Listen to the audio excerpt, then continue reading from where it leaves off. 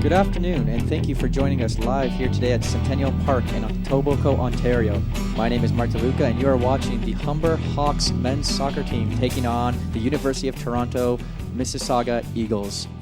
I have beside me currently Kingsley Bosiaco, who is actually a current member of the Humber Hawks squad. Kingsley, thank you for being with us today. No, thank you. It's my pleasure.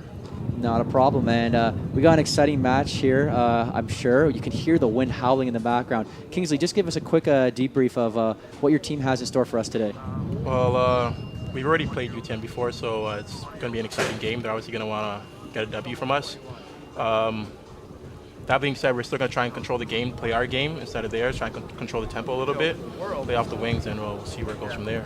Now, you said play off the wings. Is that a key strategy that your team has been taking this past season, or this season thus far? I can't help but notice that you guys currently have a a perfect record, as a matter of fact. 6 wins and 1 tie. That's a fantastic.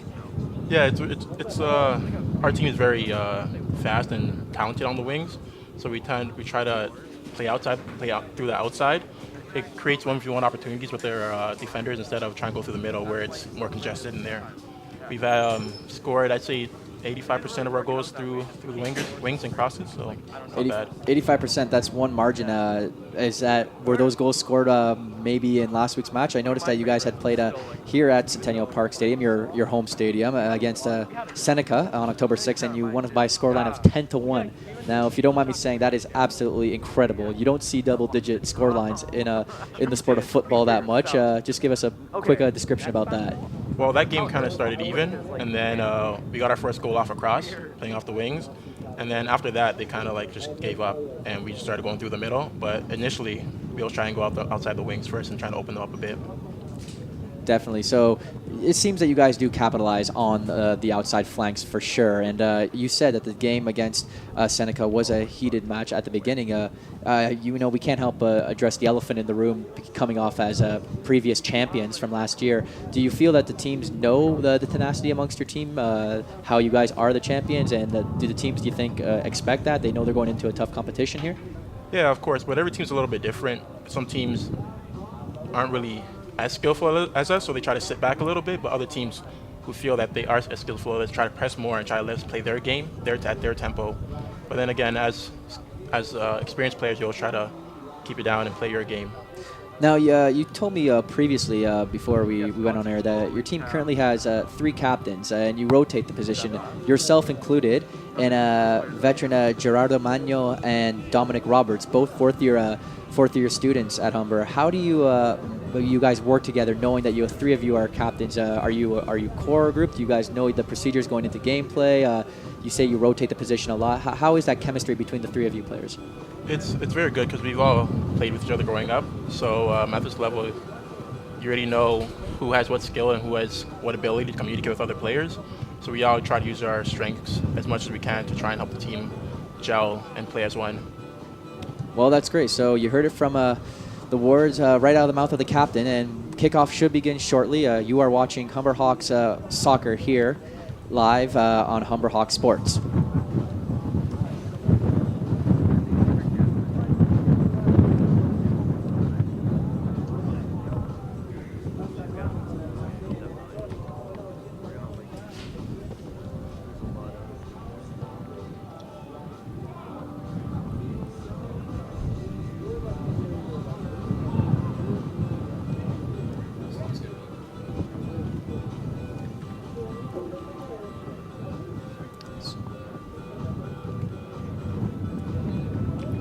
So we can currently hear the wind picking up more so, Kingsley. Do you feel that this is going to be a factor in tonight's game? Obviously, wind and the trajectory of the ball will determine play. How are you guys facing the weather and the climate during these late months, I guess, approaching into winter? We've had a lot of games in rain and in this kind of climate, so I think we're well prepared. You always adjust to the temperature and how the weather is. So if it's going to rain, you're going to try and keep the ball on the ground a little more. If it's a little bit windy, try and keep it on the ground a little more, so it doesn't affect your game of play very much. I think the only factor is if the game kind of slows down a bit, players tend to get cold and start to get a little lazy. So hopefully that doesn't really happen this game, and we play our game and our style of soccer. Now, your coaching staff, you guys said about players getting lazy with the colder weather. Does your coaching staff take that into factor? I noticed that a lot of your players currently are still playing with the traditional shorts, socks, short sleeves. Do you have any preference, Kingsley, playing on the pitch when the weather tends to be a little bit colder? Or Yeah, I really don't like to use Under Armour a bit because it kind of makes you feel a little bit restricted. So I stay with the short sleeve no matter how cold it is. And it does suck on the like. It is not that great on the field because as playing center defense, you don't really see the ball often, especially when you're dominating the game. So you kind of get cold. But like a lot of players dress the way they feel most comfortable, which is what I guess is best for them.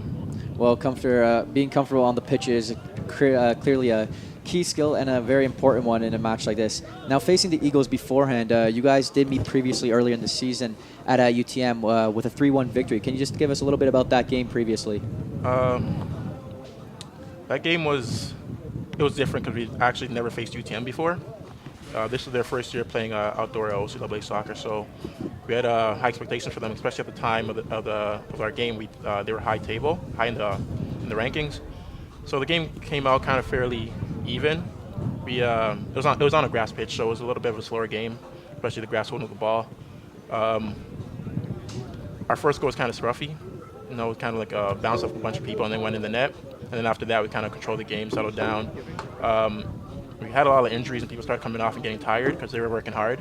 So coaching staff made some brilliant subs, and those players came off the bench and kept the intensity high and played their game and helped us win the game. You know, Kingsley, I'm glad you actually addressed the situation or the fact about the pitch itself, turf versus grass play. And it's funny because a lot of people that aren't familiar with soccer or played the game, they can't get their heads wrapped around like, oh, the turf, the pitch, what's the difference?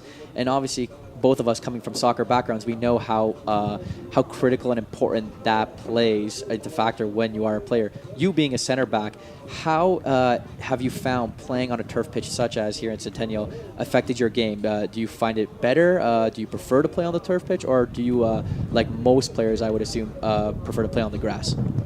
It really depends on the pitch or the grass. For me, my touch isn't really that great, so I prefer a flat, level surface where I know when the ball's coming to me, I get my head up and not expect the ball to bounce over my foot.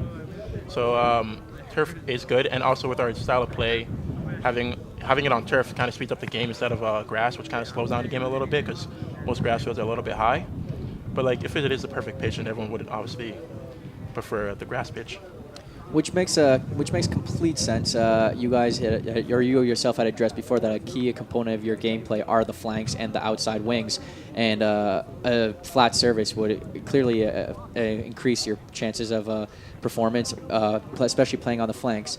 Now, if you don't mind me asking, I noticed that you're a native of Kumasi, Ghana. Is that correct? Yes, it is. So, do I have to address the situation? The question: do you support the Ghanaian national team? I used to. Used to. I used to. Well, why is that? If you don't mind me asking. There's just been a lot of politics involved, which I think they're kind of getting out of the soccer background. A little bit more money hungry than anything. Players aren't playing because they're not getting enough money, but I feel like if you're playing for your country, you should be playing for pride, not really having money involved. If your country decides to give you money, it is a bonus. But a lot of players are really getting money hungry, not playing for their country, so kind of stop supporting them. And it's unfortunate when you see that because, you know, right now in the world of football, having such these massive markets with huge influxes of money coming in, you do get a lot of that. For me, you said playing for your country for pride. I can't help but think, and especially with the Ghanaian national team, the one player that stands out in my mind is the Chelsea striker, Michael Essien.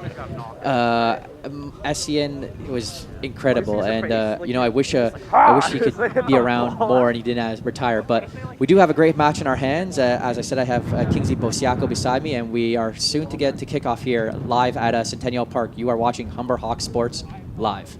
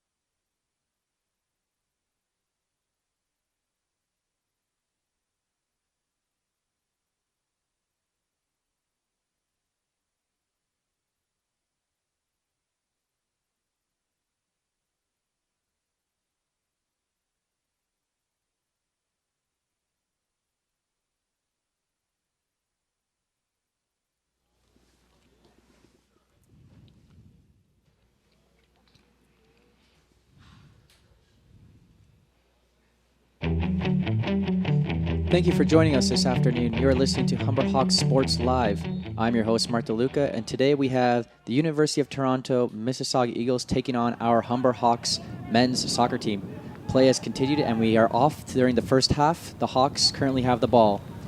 Beside me, I have my co-host, Kingsley Bosiaco, who is a current center back for the Humber Hawks. Kingsley, welcome. Thank you.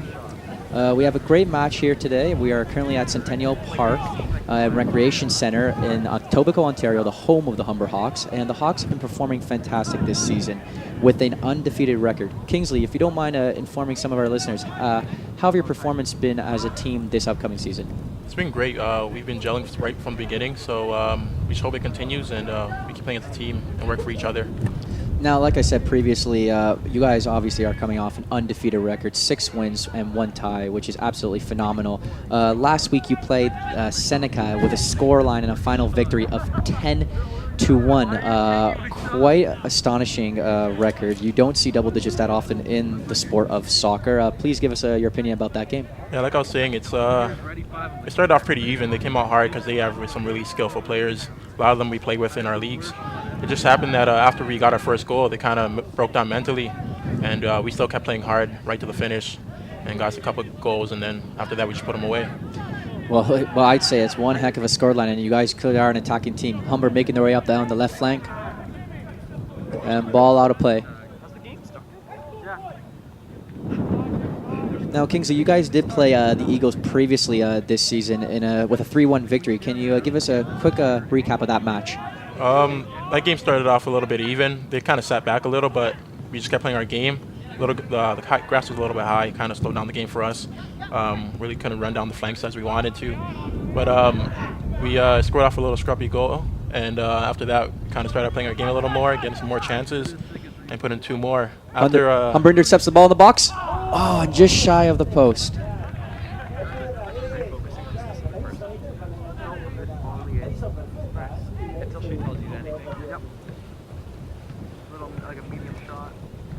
The wind is currently picking up here during today's game. Kingsley, how has the weather affected your play this season, especially here at Centennial Park? It is kind of an elevated pitch, and it will have great effects on the game. Yeah, well, every game so far here, except for the Seneca game and this game so far, has been raining. So we're kind of getting used to that fall weather a bit. So hopefully I'm assuming we adjusted to it, and we could play through it like it's a normal game.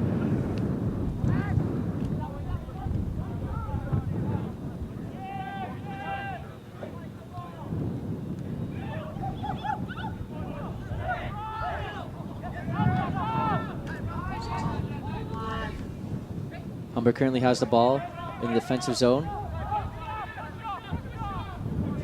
Number 8 passing it back to the center of the pitch. Humber still has maintaining possession and ball out of play.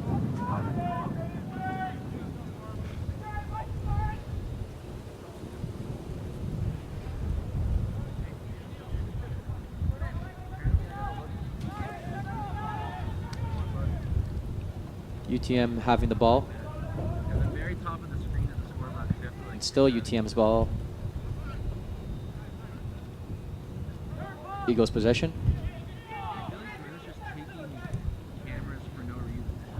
And needlessly given away by the Eagles. However, Humber is unclear to clear the ball. With the Eagles maintaining possession. And the Hawks still have possession of the ball currently as midfield makes their way up. And down the right flank. And a cross in from Humber, but intercepted by the keeper. Kingsley, you've addressed before that your team currently likes to use the flanks in their style of play. Why the flanks so much? It allows you to get one-on-one battles, right? Instead of going down the middle, you face many opponents. Many teams pack their midfield. So going on the wings, you have one-on-one battles. And with players like Janelle, who just did that cross, he's really fast. There's a lot of pace. So that gives him a lot of opportunities to just beat people one-on-one with one step. Now, Hawks defensive zone clearly has the ball. And you mentioned Janelle. Tell us a little bit about Janelle. How is he playing with the team and the squad currently this season? He's been doing really good. I'm pretty sure he has about 4 goals and a lot of assists coming off the wings with a lot of crosses. He always tries to get in the box and beat guys one-on-one, and he's not really selfish, so he always look for that pass first. Well, most definitely on that play he was not. As the Hawks make their way up the flank, And out of play. Him and Mike Kay there, the right back, play extremely well together. Well, it's always great to see that chemistry between players, and we can definitely see it with this game. They do have a sense of defensive play towards their game. Don't you agree? Yeah, of course. And the Eagles have been awarded a free kick just shy of the center half. Now this play upon us is always lethal, as it will most likely drop in the 18-yard box. Have you, Kingsley, performed set plays yet with the coaching staff? Is it a point of your game? And cross in from the Eagles. Defensive Eagles still have possession of the ball currently. Cross in again. And solid clearance by the Eagles defender. Or I apologize, the Hawks defender. Joshua Paredes there, who cleared the ball, used to play for TFC Academy as a center back, but for Humber usually plays center mid. But because of my absence, he had to drop back in there and play the defense center back position for us today. Now, you mentioned that was Joshua Paredes, who is currently the center back for this game due to your injury. He is one of the more veteran players of the team, a fifth year, I believe, correct? Yes. How has the fifth-year presence been on the team for maybe some of the younger players? Hawks pressing forward. From Josh, it's extremely good because even as not a captain, he still does those captain duties, tries to keep people in line and the team organized. So it's very good from his part. Hawks switch to play from the left flank to the right. And solid possession, keeping constant communication with the midfield and the defensive players. Paredes making his way back up the pitch. Hawks ball. And out for a play. Kingsley, if you don't mind me addressing possession, the Hawks' possession game is clearly a vital part of your squad. Obviously, a key to success for many teams is having a strong possession game. The Spaniards excelled on it during their reign of supremacy from 2008 to 2012. How has your team performed with possession game? Hawks still have the ball. Oh, and a strike! Great goal from the Hawks. 1-0 currently. Humber leads UFT. There's another goal from the wings from Janelle. It's one-on-one battles. Now, you said we can clearly see from that play there that the cross in from your teammates into the center box, has that been a consistent play for your team, sending those long balls from the outside into the center? Yeah, those are always our first look, our first option. After that, you kind of look elsewhere, but as soon as you get the ball, you're looking down the middle for a cross there. Humber Hawks currently lead over the UFT Mississauga Eagles, 1-0 in the 7th minute.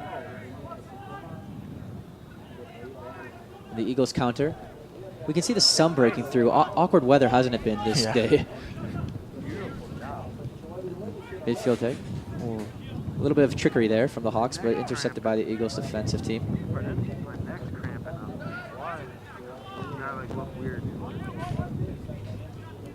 A little bit of sloppy play there, don't you agree, Kingsley? Yeah. Just a tad. The ball should have been kept there. It's a little bit forceful. And ball is currently out of play.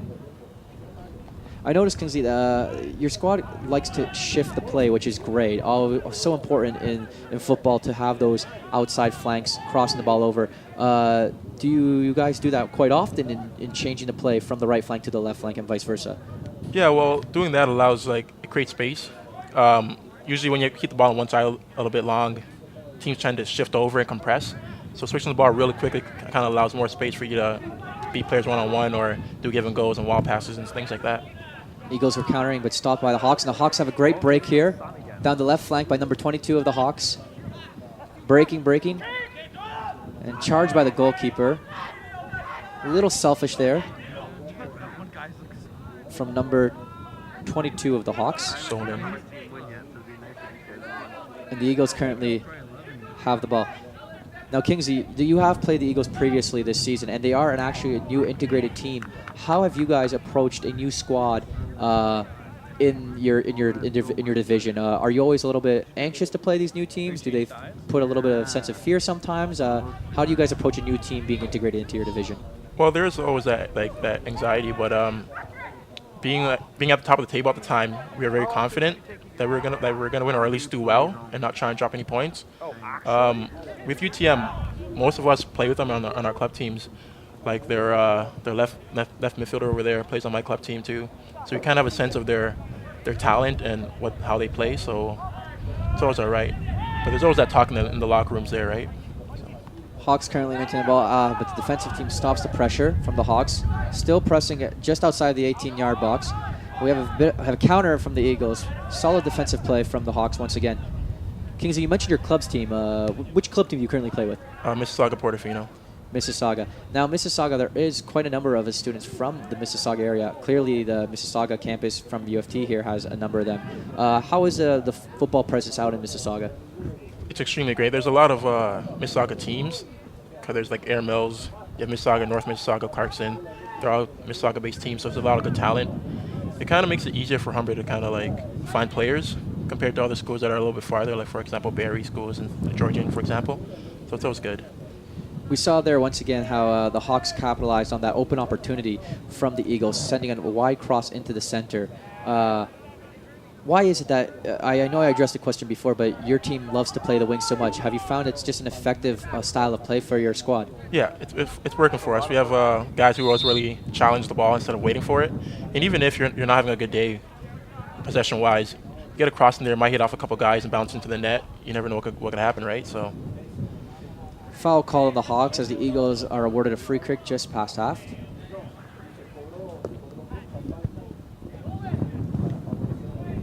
And a long ball sent in by the Eagles. Oh! A little bit of miscommunication there. Miscommunication most definitely, as the Eagles nearly countered on that opportunity. Your goalkeeper has been kind of quiet this game at this point, haven't you? Don't you agree? Yeah. Carm's one of those keepers that usually just talk to the center backs. He doesn't really talk to the whole team. He expects the center backs to pass on the message, which is right for him. But in that situation, he should have been very demanding of that ball and shouldn't be bouncing in the box there. Now, you addressed how your current goalkeeper loves to communicate with, or lets the center backs deal with his defensive line, which is a little different because most keepers are quite encouraged to be vocal. Have you found that to be an effective style for your team this year, allowing the center backs to control that back line? Yeah, well, it always comes from him. He sees the whole game. He passes it on to us when we pass it forward kind of thing. Carm is a free so maybe he's a little bit shy. I know for his club team that he plays for, he's more vocal than he is there than he is here, at Humber right now. So maybe with time he'll adapt to that style of play, his regular style of play. Well, you guys have had great performance this season thus far, and I would not change a thing, but there's always room for improvement as the Eagles are awarded a foul here. And we see number 10 on the Eagles limping off. Could be more serious than thought, as a substitution is made immediately. And I never like to see that happen, especially during play. You never want to see players being limping off. No, especially not this early in the game. It's never a good sign. The Hawks retrieve the ball. A line drive from the Hawks goalkeeper, but solid defensive play from the Eagles. Kingsley, I've noticed this game thus far that the Eagles have been performing quite well defensively, minus the first goal converted by you guys. Have you noticed that that's one of their strong points with this team in your division? Yeah, I find they have a very strong defensive team with a lot of strong defensive players, defensive-minded players. I just find that their attacking's a little bit where they need a little bit more work, both with time and more gelling time. They obviously come to. A lot of us have been playing together for a while. I'm not sure about them, but I feel like with more gelling, you obviously get that attacking presence there. Hawks switch the ball. Midfield working in contingent with the defensive team. The Hawks still remain possession of the ball. We talked about passing plays before, and I noticed that your team very rarely holds on the ball for quite some time. Two-touch football here as they break up the center. Hawks still breaking up the center. And the Eagles defense has the ball. Has your coaching staff ingrained in you guys the importance of two-touch football? Yeah, a lot of our drills during practice are two-touch football or one-touch football. The longer you hold on to the ball, the more people come around you, and it's just asking for an injury. So the faster you get to distribute the ball, the more space your teammate has in the first place, and the more space that you'll have. Ball out of play as the Eagles clear the ball. I noticed that the Eagles defense there punted the ball half the field. Now, I've always remembered it as being kick and run football. I don't see the usefulness in kick and run. Has your team addressed that style of play at all? Yeah, we try to keep the ball as much as you can, because if you punt it up, it's just coming right back down your throat. So try and keep the ball, possess it. if you ever need an outlet, you always have your keeper or your fullbacks there trying to help possess the ball there. Now, the positions of the teams are quite different this game as well. Hawks currently have the ball making their way down the left flank. I can tell, and please correct me if I'm wrong, that it seems that you guys are playing a 4-3-3 style of game. Is that correct? Yeah, that is right. It offers the most space in the middle and also gives you more attacking presence down the wings. And the transition between both the midfielder and the defensive players have been great. Yeah. Hawks still have the ball, and again, we have addressed the importance of possession, and the Hawks have been doing that quite successfully as the ball switched to the right flank once again. Switching that ball to the outside field, or the outside of the pitch, has been tremendous work. Hawks go for the long drive, but intercepted by the defensive teams of the Eagles. And the Eagles currently have the ball. It seems that the Eagles are quite uncommon, but they may be playing with a sweeper position at the center back, which you don't see that often anymore. Number 15, to be exact, does tend to hang back rather than a little bit more than the other defenders. Don't you agree? Yeah, it looks like it. I don't know. A lot of teams have come out of that style, but maybe they feel a little more comfortable with a sweeper, someone who could see the whole play and decide when to step the line and move the defense around. Well, the change of the offside rules late into the 90s definitely had a big influence in determining that style of play. Oh, solid slide tackle from the Hawks midfield as they, again, acquire possession of the ball. Slow-paced game. It might be an hour and a half, actually. And the Hawks are on the outside. I think they're 45 and a half. Is that what it is? Back to the center. Hawks still have the ball to the right flank as the defense push up. I notice your current squad is constantly moving that ball, making the team tired. How effective have you guys found it to be this year with that constant movement of the ball against other squads? It helps in the long run because in the games where they're tight. Open space, back to the center, the Hawks. Oh, and phenomenal save from the Eagles keeper. Absolutely give credit where credit is due. A tremendous save. He almost did. I was thinking of that. You caught it. How close were you? Hawks retain the ball. I think I like right off the back of the net. And the Hawks, All of a sudden, as we see, the Hawks still have the ball currently. And what an incredible shot, but an incredible save. Don't you agree? Yeah, it was created a nice opportunity for themselves. Should have buried that, but it happens. Phenomenal save from the keeper there. Good positioning. And you said you should have buried it. I did want to address a bit of the elephant in the room there. It seemed that the ball was shot directly at the goalkeeper. He could have most definitely placed it a little bit lower. However, it takes nothing away from the keeper's save, as it was quite a strong shot. Eagles currently have the ball in the Hawks' end. Felt with a little bit of communication. People told him he had time. He could have taken a touch and then looked where the keeper was, but. Ball out for a clearance as a goal kick is awarded to the Hawks. The Eagles have rushed their play a bit. Right there, they could have had a great opportunity to work the ball up to the 18-yard box, but going for that cross, and we saw perfectly during that previous play how the wind definitely dictated the movement of the ball there. Going in for the long swing and just pushed it right out of bounds. Hawks currently have the ball in the midfield, pushing up the field. Maintaining possession of the ball on a slow pace. Midfield holding on. 19. As pressure comes from the Eagles, he's making them do it. Paredes has the ball. Once again, right to the right flank. I notice how your team, Kingsley, regardless of the 1-0 scoreline, you are still attacking, still pressuring, which leads me to think that you guys know the importance of never holding back. We see a lot of teams, especially at the professional level, the Italians were notorious for doing it, using that defensive Catenaccio style of play, strong defensive play. Why do you guys continue to press forward? How have you integrated that philosophy into your squad? I feel like and a harsh tackle there from the Eagles defense. No midfield or no call by the referee. I feel like with kind of sitting back type of game, you kind of invite pressure, which in the long run tends to allow ugly goals, the ones that ricochet off of people. So if you keep going at them and keep possessing the ball, you're still playing your game, feel comfortable with it, and it's better than inviting pressure and sitting back. The more goals you score, the more distance there is between you and the other team. Hawks ball, previously out of play from the Humber Hawks. So a little bit of miscommunication there and difficulty in controlling that ball. And I couldn't agree with you more, Kingsley. Obviously, it's no secret that the North American style of play is quite offensive, always has been in all their major professional sports. You can see it in football, you can see it in basketball, and you can see it in hockey, and definitely you can see it in equally applied to soccer. Hawks defensive team, the defense pushing up the field as they make their way forward through the pitch. Through ball. Still holding on to that ball. A nice flick from the Hawks, but out of play. Hawks ball.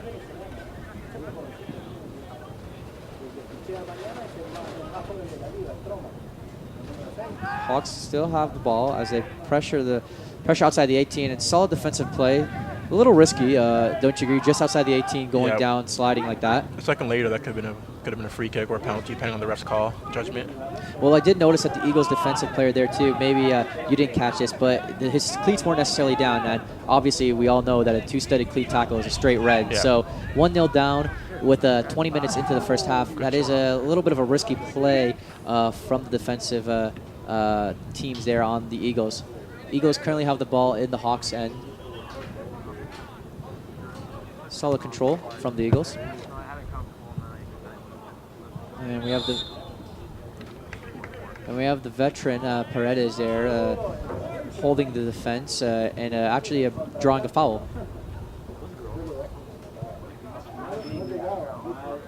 Yeah, because the stands are metal.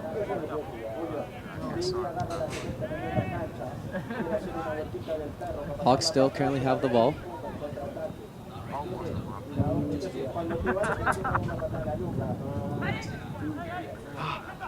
Hawks press the ball and a cross in from the Hawks on the outside flank. Inside the 18-yard box. Cut back in. And tremendous strike with the left foot.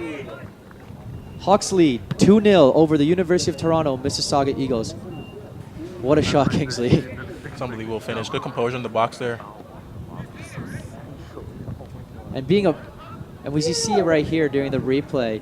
Again, clearly worked play out from the outside flank. Nice control with the right foot, cut back in, and the left strike, the left side. And no criticism to the other team, no criticism to the goalkeeper. There's no way on earth that he was saving that shot, especially from such distance, just outside the 6-yard box. Phenomenal play from Humber. Oh my God. Jacob And we have currently a substitution as two of the Eagles players come off. And we have an attacking player and a midfield player, both coming onto the pitch.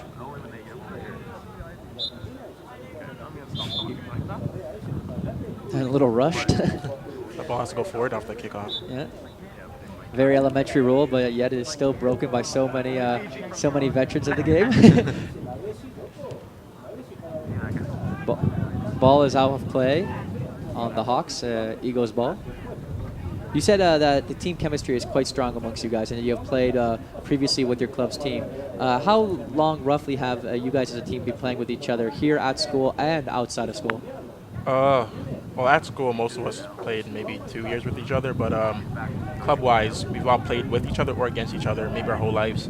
I know on the pitch right now, I've played against these guys for maybe 8-9 years. So like coming to Humber, you already know who your teammates are, how they play, their tendencies. You're not really having to gel. You already know what to expect, type of thing. And it's always great to see that, because that is one flaw. Ball kept in. I stand corrected. Ball out of play, but a solid try from number 14 of the Hawks. And it is absolutely true. Biggest problem that many teams have are trying to gel so quickly. But the title stayed in yourself, and you weren't just given the championship last year, so there is some strong team chemistry occurring with the Hawks. Hawks have the ball.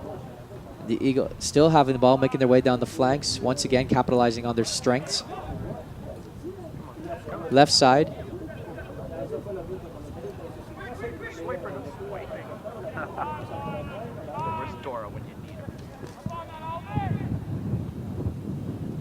Hawks still have the ball. And thank you for the correction. It was the indoor champions, Humber Hawks, with an unfortunate loss in the final for the outdoor play. Hoping for better results this season, most definitely. Hawks intercept the ball from the Eagles. And a nice little overlap foot play there. And a save from the Eagles goalkeeper. A little bit of trickery coming from the Humber Hawks. just inside the 18. Kingsley, your squad has currently taken many shots just inside the 18-yard box.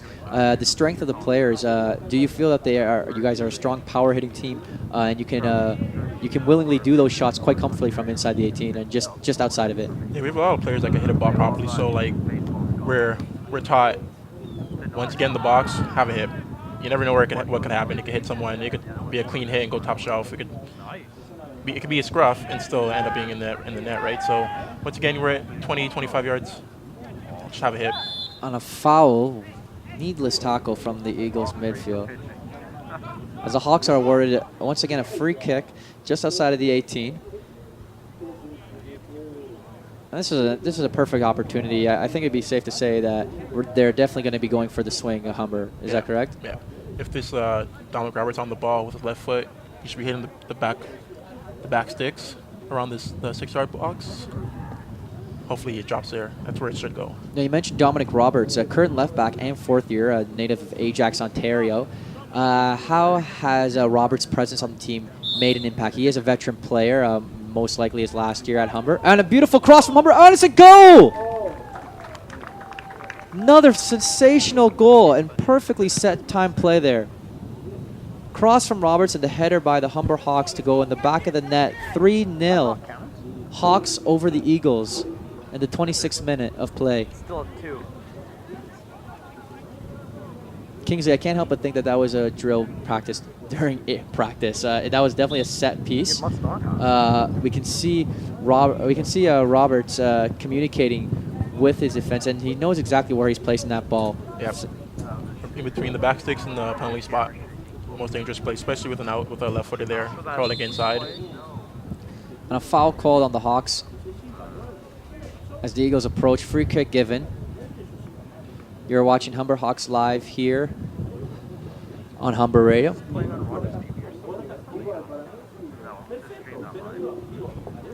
Eagles wait for the free kick to be taken. I'm pretty sure, like, and we can definitely see how the defensive line are all in unison with each other, holding that back line as a cross is put in and gobbled up by the goalkeeper. Great play from the keeper coming out, keeping a presence in that 18 and the 6, excuse me. On a questionable handball there, and the referee has caught it as play continues. Quick free kick taken by the Hawks as they move up the left flank of the pitch. Solid closure from the Eagles.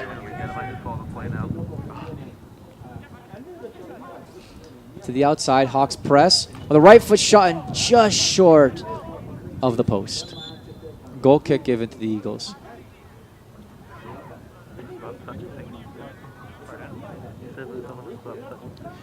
Clearly the speed and power is a strong point to your team, Kingsley. If you had to pick two, would you find that you guys are more of a speed team or a power team? I'd say speed. A lot of our players are very quick. Their first 3 steps are a lot faster than other people's. So it allows us to easily just take one touch and get around the player instead of trying to dribble around him, take 3-4 touches. A questionable call made by the referee. Foul on the Hawks given to the Eagles. A little light on that tackle. Regardless, though, the foul has been given. Oh, and a poor pass from the Eagles defensive team as the Hawks intercept in the center. Cut to the right outside as he makes way in. Oh, and just short. Penalty shot given. That is a penalty shot given to the Humber Hawks. And we have a penalty given to the Hawks. As I believe, Kingsley, was a card was initiated there.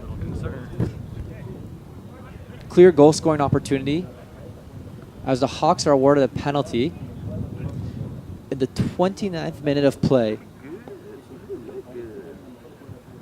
you think you're fast enough to go between that and that? Number 7, the Hawks waiting to He's gonna get a wide shot. take the penalty.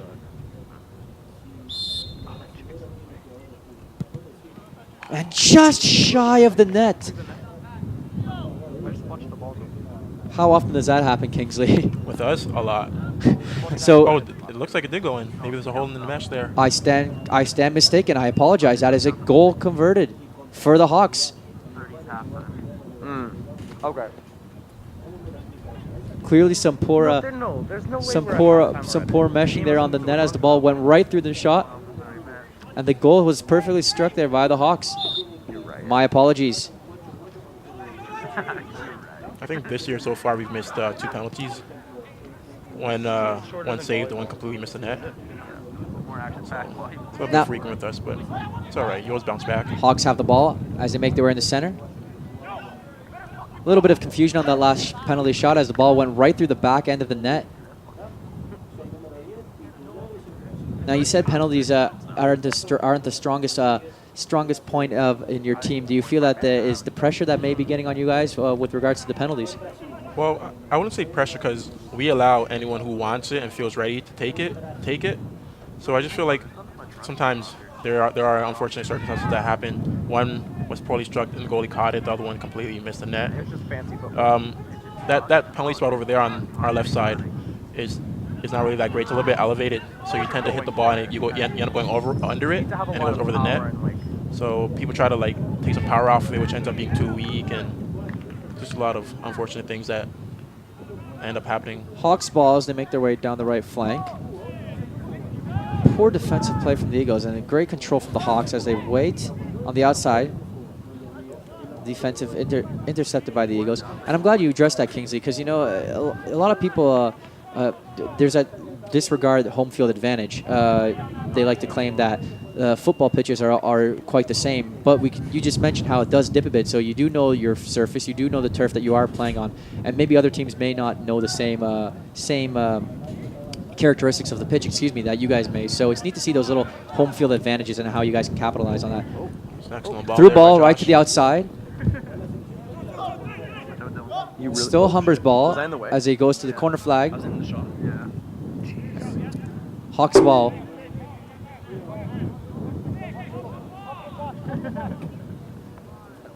Hawks retain possession as the ball is thrown in.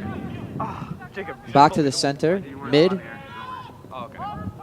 But now using the defense to work up this play with a margin of 4-0 in the 31st minute in the first half. Sensational play from the Hawks. Not too much to address in cons, don't you agree? Yeah. It's been a good game so far for them. It's been a very good game. The Hawks have clearly maintained possession over that of the UTM Eagles. And sloppy plays from the Eagles like that, where you can't have Hawks players coming and intercepting those balls. They have a little bit of momentum going, but the footwork hasn't been the greatest from the Eagles. They make their way down the right flank. I feel like they're just forcing a lot of balls and trying to get that one quick ball that breaks them through. Soccer's a little bit of a patient game. You got to have a little bit more combinations to end up scoring 4 or 5 passes. Hawks use the outside to their advantage. And a shot from the Hawks, a save by the Eagles goalkeeper.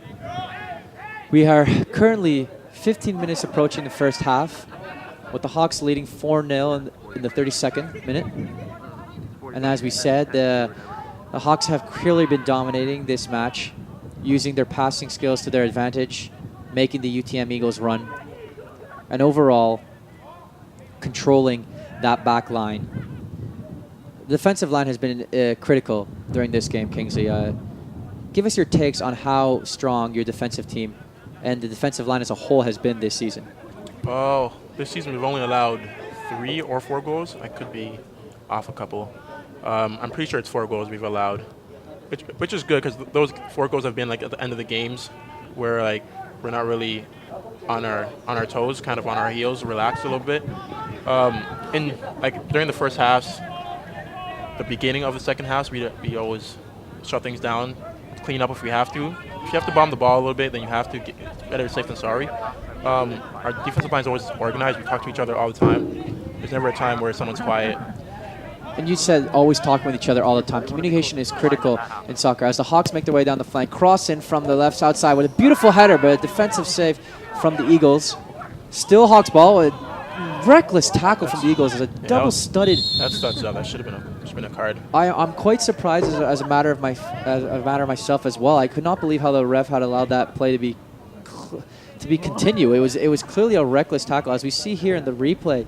Beautiful play from the outside and solid defensive play, but right here at this very moment, we see the studs go up. very risky play from the Eagles, being 4-0 down and going in with double-studded tackle. I'm quite shocked why would they do that, especially in the first half. With our last game against them, once the score became 3-0, they got a little bit aggressive. A player came through one of our guys' backs, which led up. The ref only gave him a yellow because the game was pretty much over. But they tend to get aggressive after the scoreline kind of opens up a bit. And I can't help but think that that's a level of frustration kicking in. When your team is 4-0 down with 10 minutes left in the first half, I can be frustrated too. I understand, but you do have to have composure. And again, I'm quite surprised how he did not receive at least a yellow initiated on that play. Eagles currently have the ball as they move their way up the field. Still Eagles ball. A lone striker uses the outside flank as we have the Eagles player pressuring.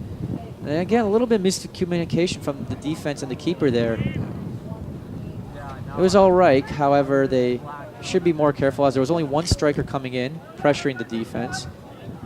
And we have the center mid, once again, using the left flank.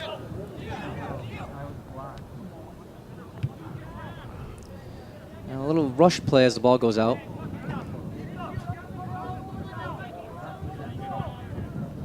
You're absolutely right, Kingsley, about the communication. I constantly hear communication coming from outside, down closer to the pitch. Communication, how essential is that to your team's success? It's good because you can never always see everyone that's around you. Sometimes you get that tunnel vision when you're in game, that adrenaline rush. So if there's someone behind you yelling, there's a player on your shoulder, you could always drop off and see around or turn your head a bit. So it's always good to have a team to support you in your play, right? Absolutely. As the Eagles retain ball here, they throw and give it to the Eagles, moving their way up the pitch. And defended by the midfielder of the Hawks, given right back to the Eagles. Switching play to the right flank. Number 2 of the Eagles sends a line ball down, but out of play. And their control hasn't been entirely on. I found them to be very rushed this game. Kingsley. Yeah, they look for that one quick pass. Even when they're getting forward, they're not getting forward in numbers. So that person that has the ball only has one person to pass to, like for example here, right? The Eagles break, but again, solid cut from the Eagles defense, cutting down that opening in the middle. I found that your team has been very effective in doing that, breaking down the middle and disallowing the other teams to break through. Oh, and a poor collision from the teammates. And we have a player down on the Eagles down. And unfortunately, this may be a bit more serious than looked at as the coaching staff of the UTM Eagles comes over. Miscommunication from both players, and we never like to see that.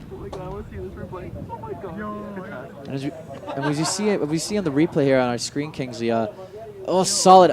That is an intense collision. We don't like to see that, and you can see him on his back currently, knee to head. This could be more serious than thought, and I hope everything is okay with the Eagles player.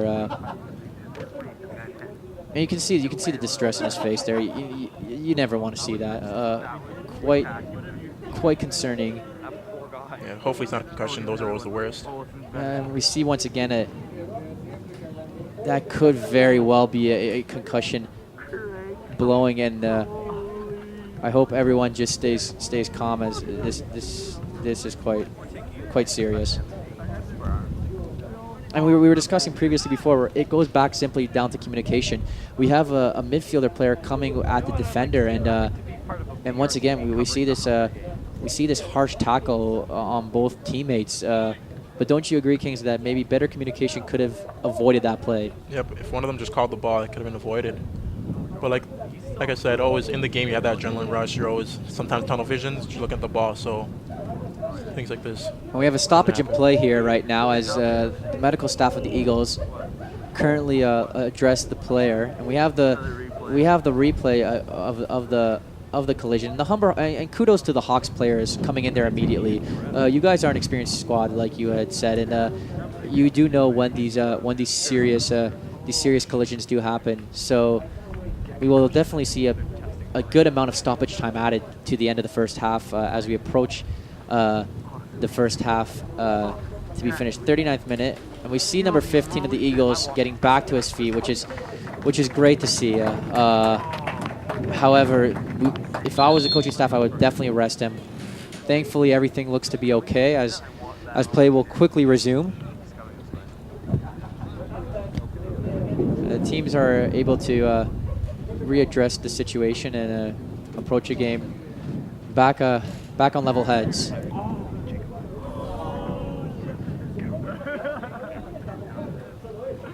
Reckless You can see his days collision. there. And again, you're absolutely right. You can definitely see how he was quite out of it for a bit of play there, and hopefully everything is okay, and we hope for the best for that young man.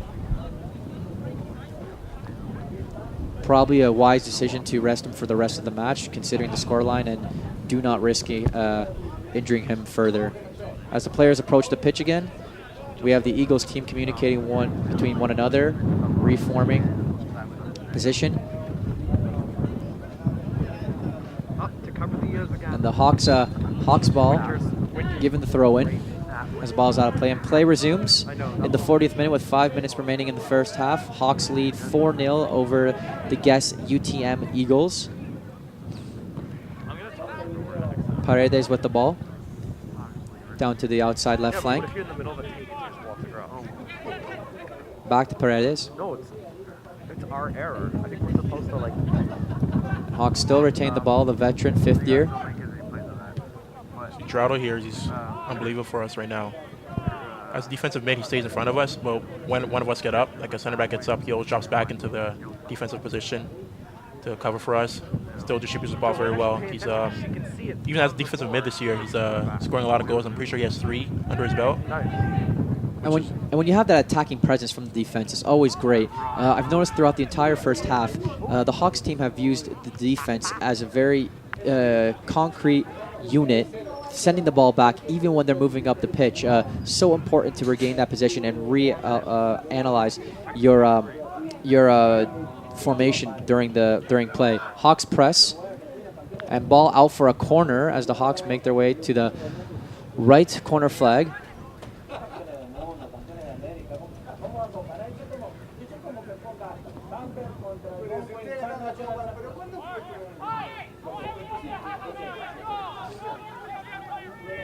And a short kick taken by the Humber Hawks as the ball's sent in.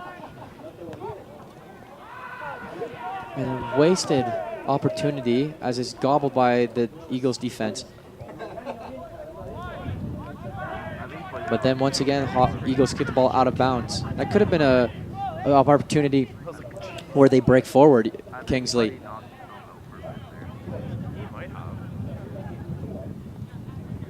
The Hawks, Eagles make their way forward. The Hawks retain possession. A little bit sloppy play there from both teams as they're swinging at the ball. Eagles have the ball. Eagles still with the ball. Back to the defense, and playing now more of a defensive midfield position, the midfield of the Eagles. Going for that counter. They just can't break that midfield line. The Hawks solid with preventing the Eagles from breaking there. And a foul committed by number 19 of the Hawks as the Eagles have the ball. Play resumes.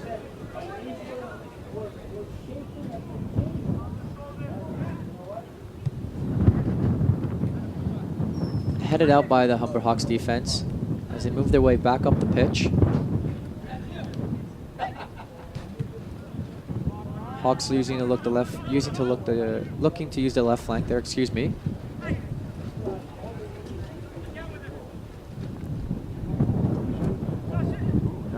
Hawks still have the ball. And a counter from the Eagles, cleared at the center. Going for that. A reckless challenge from the Hawks. Solid call from the referee as number 17 jumps nearly into the Eagles midfield player. And an appropriate call, don't you agree, Kingsley? Yeah, he definitely was trying to go for the ball there. Seemed intentional to just run over him. I don't think it was warrant of a yellow, absolutely not. However, he did take his feet off the ground, and the ball was a little out of his reach, so understandably that the foul was committed. Ball intercepted and caught by the Humber Hawks goalkeeper. Technically almost at halftime. And a mislapse there in the defensive team for the Eagles. Ball cleared out.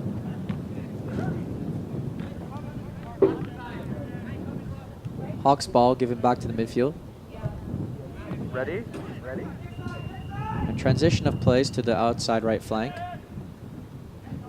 Jacob, that was the most anticlimactic thing I've possibly taken. Hit 45 and free. Hawks still have the ball on the outside flank. They have to make a score. Pressing forward. And a beautiful through ball. Taken inside the outside of the 18, just outside. Moving forward with a left-footed shot. And oh, great strike! Absolutely sensational strike from the Humber Hawks. Just before the end of the first, 5-0 scoreline, and the Hawks are taking it to the UTM Mississauga Eagles. Kingsley, thoughts on that goal? That was an unbelievable hit by Daniele there. Didn't expect that from him. What a strike from the left foot just inside the 18-yard box, and the Hawks lead 5-0. And I think you said it before, Kingsley, and shooting is just so critical to take those shots from outside the 18-yard box. You don't know where those shots are going to go. And charge. Oh! There's another penalty. Penalty shot given to the Hawks. Clear foul committed by the Eagles goalkeeper. Game is starting to get out of hand, and a yellow card initiated. Questionable call, as he may have been the last man. That to me looked almost more of a red. Don't you agree, Kingsley? I think it was a red, but it's just the scoreline kind of dictates the sympathy that the ref has for them. So it's obviously going to give him a yellow, Well, not make anything worse, right? Questionable call. It was finally a yellow was given, but last man and not a straight red, which is uncommon. And repositioning the ball as the Hawks are ready to take their second penalty of the match.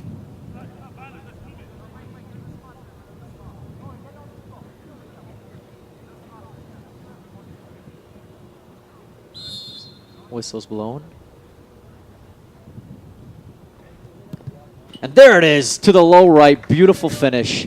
Hawks lead 6-0 over the UFT Mississauga Eagles.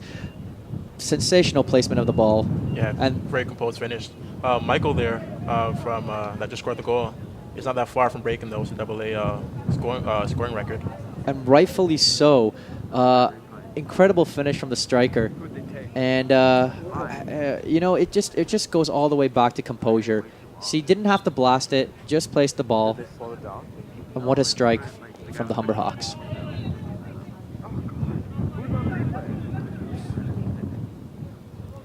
Eagles have the ball. And a reckless challenge. He deserved a yellow here. Yep, it's coming. And the referee approaching the Hawks mid.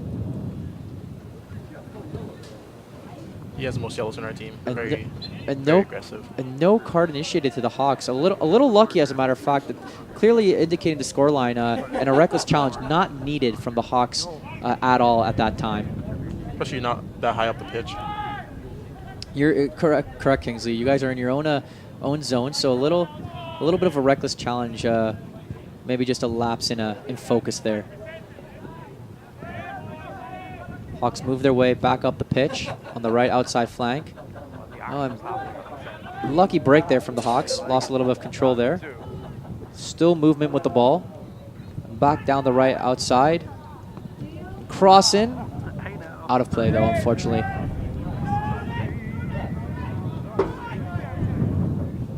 Goal kick given to the UTM Eagles.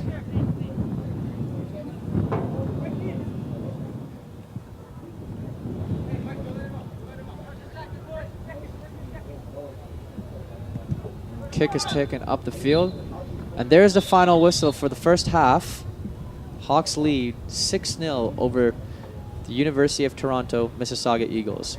Kingsley, thoughts on that first half? It was a very good first half. We came out hard and gunning for them. They kind of sat back a little. They didn't really attack in numbers, didn't cause any threats, but I feel like now that they have nothing to lose defensively, they might get some numbers up there and cause some trouble trying to get some back.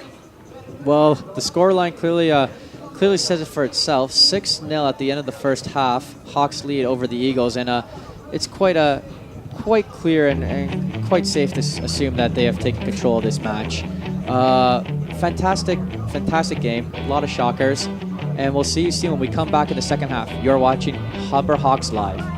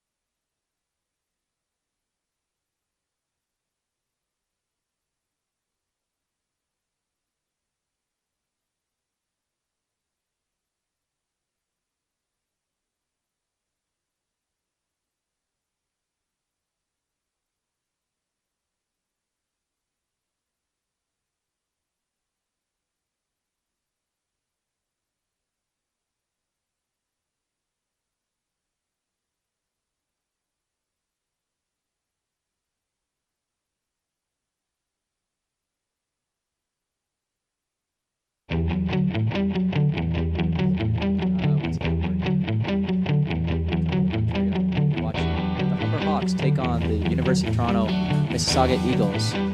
Second half has kicked off, and the score line is 6-0 Hawks over the Eagles. Kingsley, this game has clearly been dominated by the Hawks.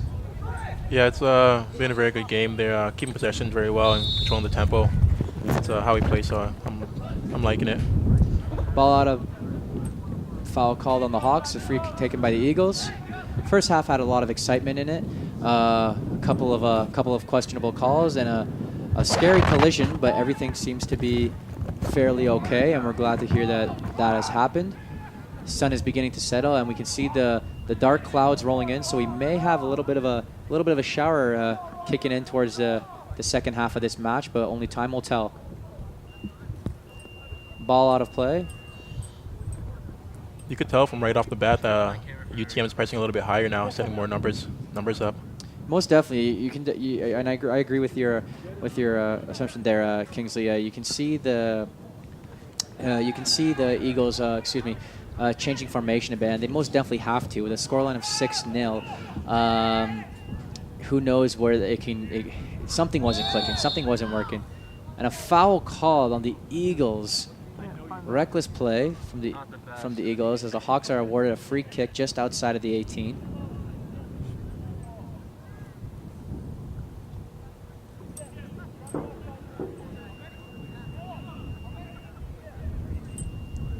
And as the teams reposition for the free kick, Hawks ball. And we see the collision there coming from the Eagles. Eagles defense getting a little sloppy now, a little bit more aggressive, as you said, Kingsley. Yeah, seemed a little bit anxious to try and win the ball early there. And we have a great opportunity here for the Hawks just outside the 18 with a three-man wall.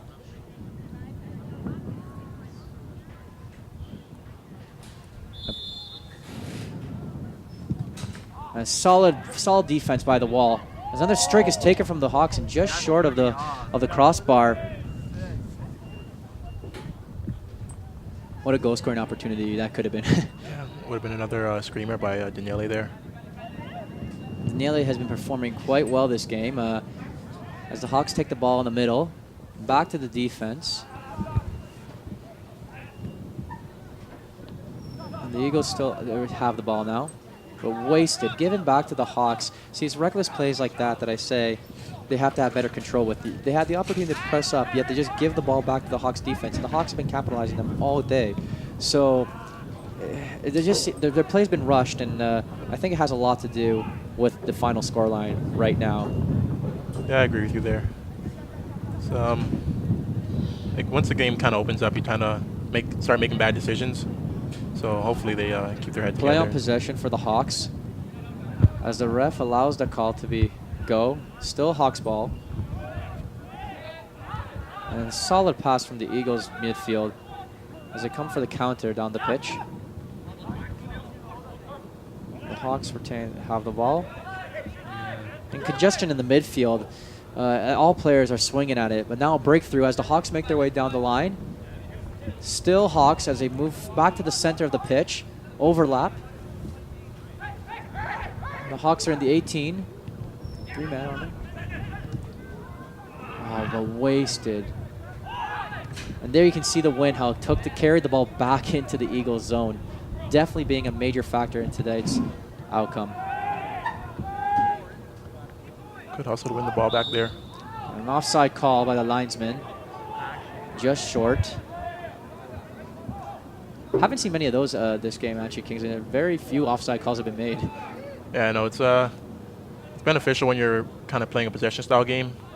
Avoids that kick and run, trying to kind of style of play. So, and it's great to see that flow of play. Offsides are always a nuisance, in my opinion, for this the game flow. And both teams have been exceptional by keeping onside, using those players back and forth, playing a very close, as you said, Kingsley, possessional game. Hawks ball on the right flank. Eagles keep it in, but stand corrected.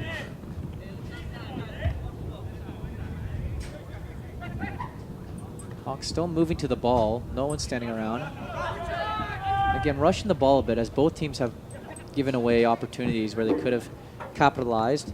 And the Eagles break down the left flank. Solid move from the Eagles captain.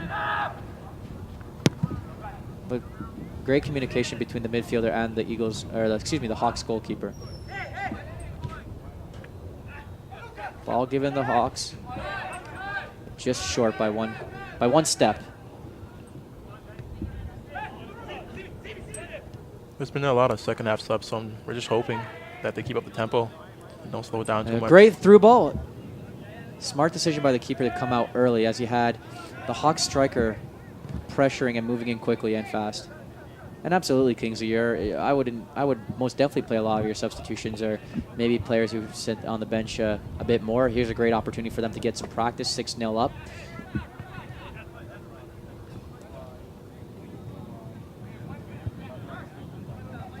And Eagles have the ball, moving up the pitch.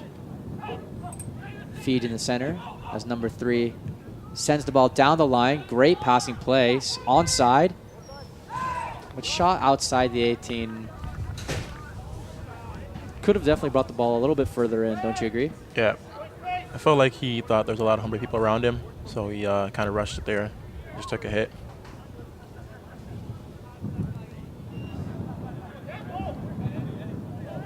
And solid pass from the keeper to his defense. Nothing too extravagant. Just maintaining possession in the Hawks zone. And you can hear the wind howling once again. Can't help but think that it has been the Hawks have taken that excuse me, I'm looking for the word here. Taken into consideration, thank you, for their style of play. And great little footwork there by the Hawks striker. Ball kicked out. You mentioned it before, Kingsley, how you guys like to play the ball low on the ground, and it makes sense during a windy game to keep that ball low. 6-0 Hawks over the Eagles in the 51st of the second half. Ball out of play.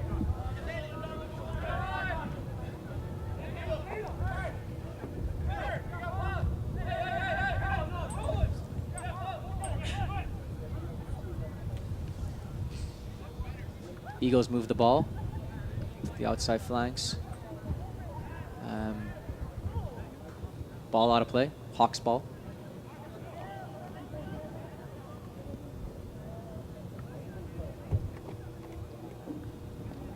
Hawks still pressing and giving pressure on the Eagles, even with a 6-0 scoreline. Would you say that your team is a consistently attacking team, Kingsley? Yeah, I find that we basically have one gear. Just keep going at it till the game's over, 90 minutes strong. It's always good like that, because then it tends to not let people have that relaxation in their body, which tends to lead to laziness. So, well, today has been a cloudy day for sure during our match, with a high of 14 degrees Celsius. And you said about keeping your players warm. On days like this, where the bones and the muscles may be a little bit cooler, injuries could happen quite easily, and players are a little bit more prone. So keep the offense, and we'll see what happens. Solid punch from the Eagles keeper as the ball comes outside the 18. Gobbled up there by the Hawks team. The Eagles look for the counter as their captain presses forward. But again, taken in there by the Hawks. Ball out of play at the center.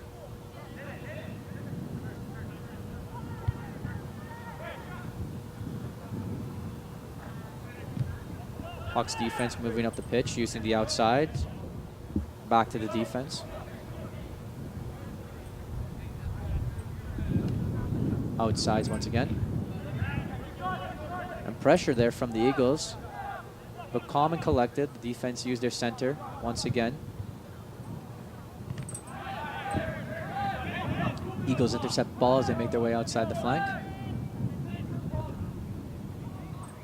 Humber is starting to go to that long ball a little bit more, causing more turnovers. And you're definitely right. We can see how that has changed. Their long ball hasn't been necessarily on point today's game, although the scoreline would say otherwise. I do feel that the Hawks have been great when it comes to their short game, and those crosses from the outside. But those long balls down the middle, you're right, have been intercepted by the Eagles quite often. Something to take note of. And a solid challenge from the Hawks defense. No foul given. Perfectly timed as he sends the striker down.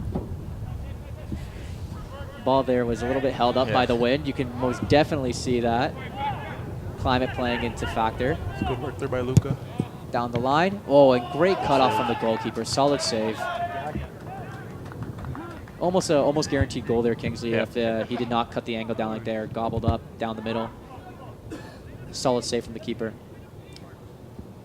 Again, Hawks ball as the keeper steps out of his 6-yard just to take it in. I find that the Eagles consistently keep on just giving those balls up in the 18. Very easy for the goalkeeper to handle. Hawks still have the ball in their defensive zone. Passing it back and forth from the left to the right. Yeah, man. We still see them. Kind of nice. And here we can see, as they come down the line on this replay, just down the outside, they cross the ball in. And a great way for the keeper to cut off the ball. Most definitely a guaranteed goal there, safe to say. There was a player waiting there, back post. Would have been an easy tap in for him. Absolutely, I completely agree with you. Throw in given to the Eagles, just shy of the corner kick flag. And on a side note, Kingsley, I noticed that the entire game, the team's been playing with the classic Adidas Tango. Some players get really particular with certain balls that they play with. Do you find that the Tango has been a great part of this season for your team? Yeah, it's a little bit heavier compared to like the new balls that they're making. Doesn't really lift as much when you pass the ball. You can hit it, you can take a shot and it'll kind of stay low or driven. I find the new balls kind of like float more often, which aren't really good for crosses. And you've definitely heard a lot of criticism coming from professional goalkeepers in the EPL, La Liga, Serie A, and many of the other professional leagues, how those new balls are just consistent power. They just take off, right? It's very difficult for the goalkeepers to handle that, but Humber Hawks going back with the original classic 1982 Adidas Tango. Ball out of play.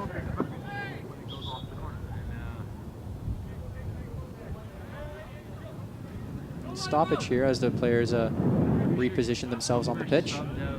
Hawks ball. Because they're up 6, and they let the other players like. And a header given to the Hawks. Fortunate Questionable handball, but play on. More like ball to hand rather than hand to ball. Ball given back to the center. Hawks still have possession out to the outside left flank. Left wing still making their way down. Great control from the Hawks. Using their defense. Hawks still have the ball. And a beautiful through ball down the side. Offside call given. Just a little bit. It's very close. Good eye from the assistant ref there, though. And I agree. A lot of credit given to these linesmen. Very difficult to make those offside calls. Within a split second, they have to make that decision. And correct call made by the linesman. Eagles ball.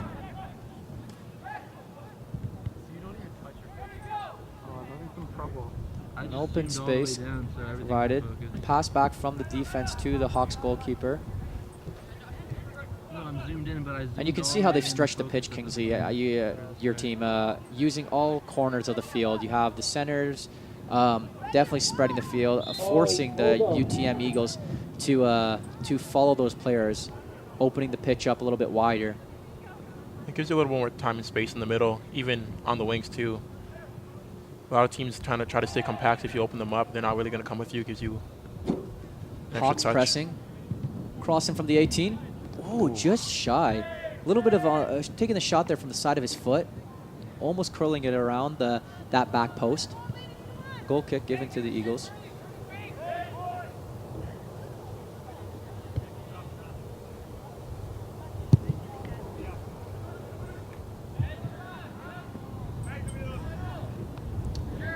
Hawks ball still. A little bit of aggression there from both players, using their defense.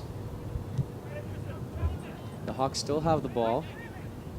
Good turn there. Movement forward, solid turn, as you say, Kingsley. Play still in possession.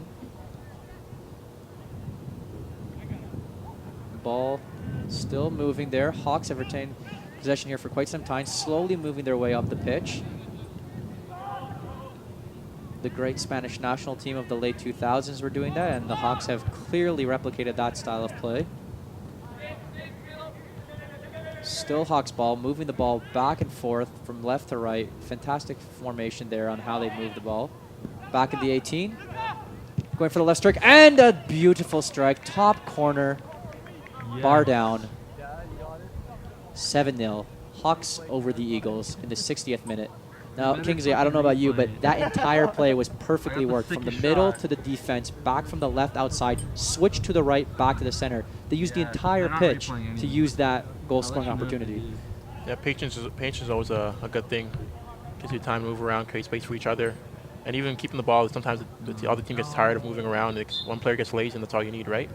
Well, absolutely. One player gets lazy, and that's when the lapse happens and the teams break through. But no laziness shown from the Humber Hawks during today's match. Beautiful goal-scoring opportunity. And you can see him as he enters into the 18-yard box. The left foot placed perfectly high, just under the crossbar. Cristiano Ronaldo would be proud. I'd agree. A foul committed by the Hawks.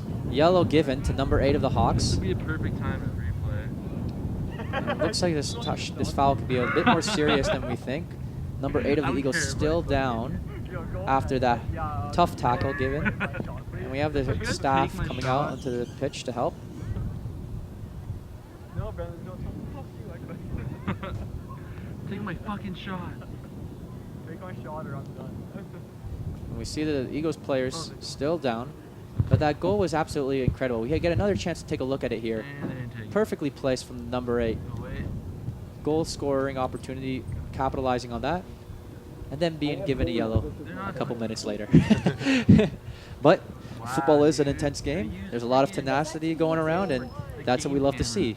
So it's good to see your strikers working hard on the defensive end too, right? Defensive starts from them. Well, I'm a big believer in a strong offense is a strong defense, and you know, growing up in North America, you do see how there is this emphasis on the offensive game. A lot of teams like to focus on their attacking teams. However, defense is critical to the success of a very well-rounded soccer team. And we've seen it with the Hawks. They use their defense consistently during this game. They're always passing back. They're always working on play. They don't try, like you have said, Kingsley, with your previous opponents, trying to plow through the middle and just hope for a shot. If the shot is blocked and there's not a goal-scoring opportunity, you guys rework the play. Pass the ball back, slowly move up the pitch again. And we saw it perfectly with the previous goal. From the left to the right, as I mentioned before. And now the Hawks lead 7 over the guest UTM.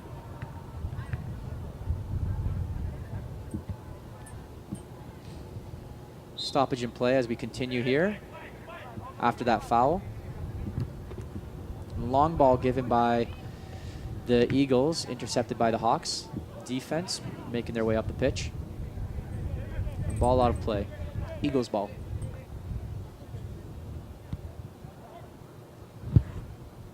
I wish we could take these freaking things off. We don't need them anymore. A little bit of a chase, kick and run a bit there. And we have a chase between the keeper and the striker. Keeper's ball.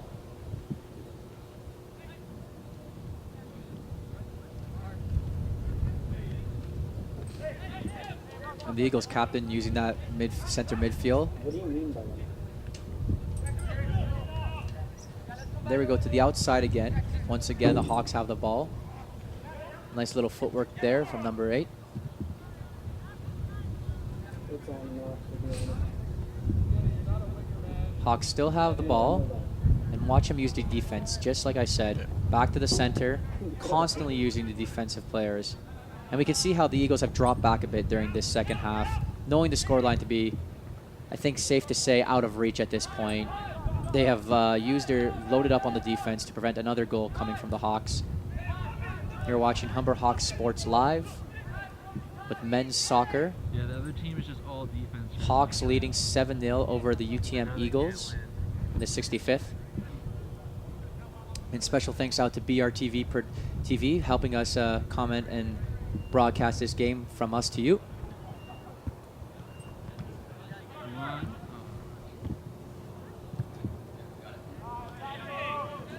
Hawks moving their way up the pitch to the outside. Pressure from the Hawks. And we sit here in the 65th minute of play, second half, 7-0 Hawks over the UFT Mississauga Eagles. Switching the ball to the outside.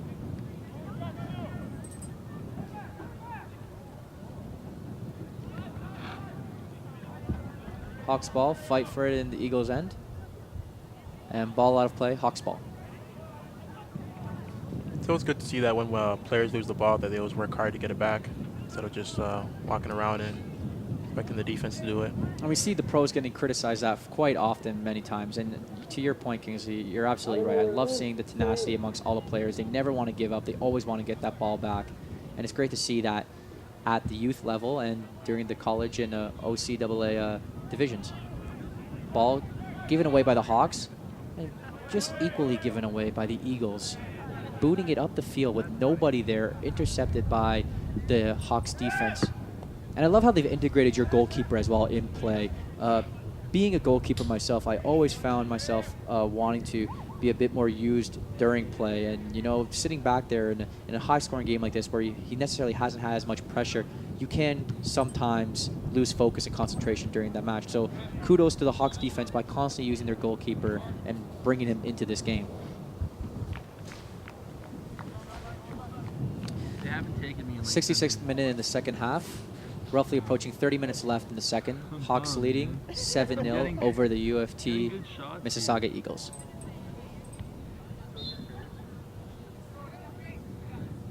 Take me. Hawks send a long ball down the side. Buttery angles. Still have control of the ball. Foul committed by the Eagles. With a free kick opportunity to the far side, can confidently say that we're most likely going to see a cross in from the Hawks midfielder into the 18. Oh, It is A blocked. slight deflection out for the free kick, out for the corner kick, excuse me. corner kick. Could be another goal scoring opportunity by the Hawks. Bro.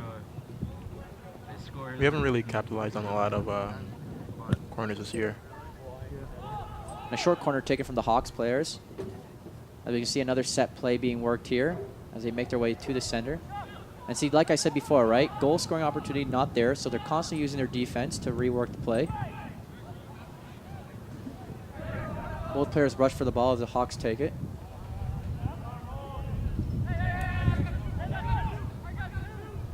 Hawks still have the ball. Switching the play to the left now. Nice cross there for the Hawks defense, however, taken by the Eagles. And the Eagles have the ball, going for the counter, making their way up the pitch. Look, man. Jacob. What's a smart foul there? Reckless foul there from the Hawks, Hawks mid. A little rushed, but nothing to worry about.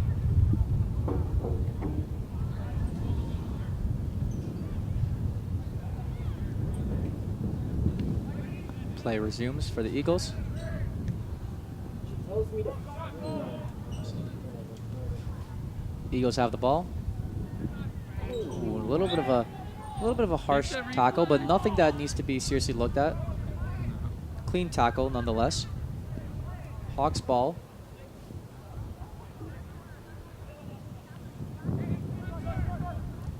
It's been an adjustment, isn't it?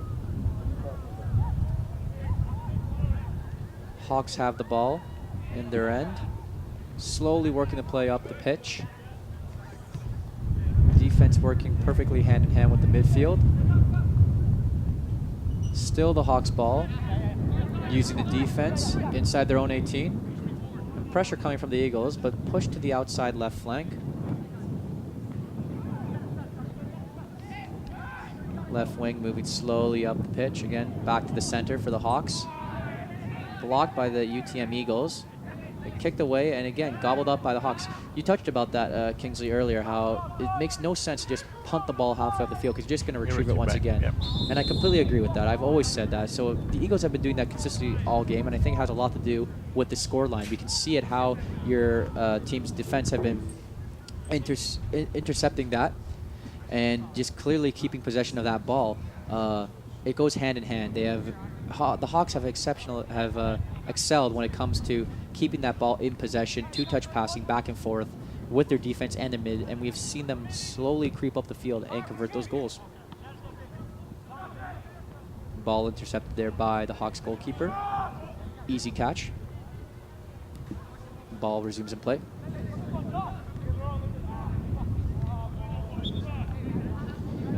And now for a throw-in, Eagles ball. Eagles a little bit more in motion now towards the end of the match, approaching the 70th minute. I see the Eagles moving a little bit more. A little late in the game, unfortunately, to be doing that, but nonetheless, they are moving. Eagles have it on the left outside, cutting into the 18-yard center, and he forced it for a corner. It could never hurt to get one back. You never know, a playoff spot could come down to a goal difference. And absolutely, we've seen it one too many times before where that goal differential has played a major factor. So the saying, it's never over till the fat lady sings, really does apply in the world of soccer. I think, what was it, the 2011? Oh, there and it a is. beautiful goal. Speak of the devil, as we just finished saying that, the Eagles come back with one goal. Scoreline 7-1, Hawks over the Eagles, as they get one back from a beautiful cross from the outside and a nice little flick of the header into the bottom left-hand post of the Hawks goalkeeper.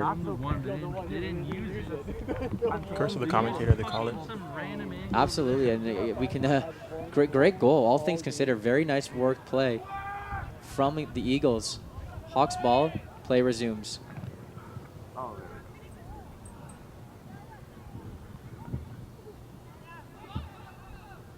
A little bit of a forceful tackle there from the Eagles. And the Hawks now make their way into the Eagles' end. Yeah, that's better. Thank you. Because I was just like, I can't get from point A Hawks to ball. point B fast enough. This handle is Using the defense again there. A little bit of control there. Are they? Speaking of goal difference, you remember that, I think it was 2012 EPL season where Manchester City won the league with that goal difference.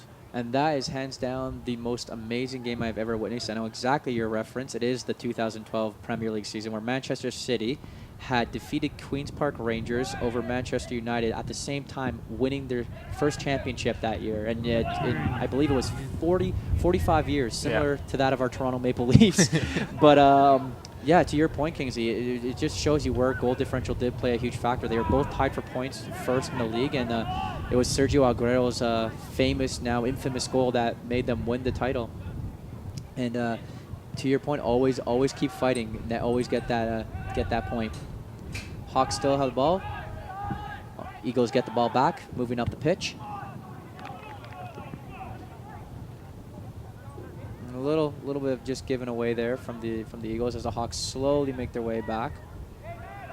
Passing plays from both the defensive players. A little pressure coming.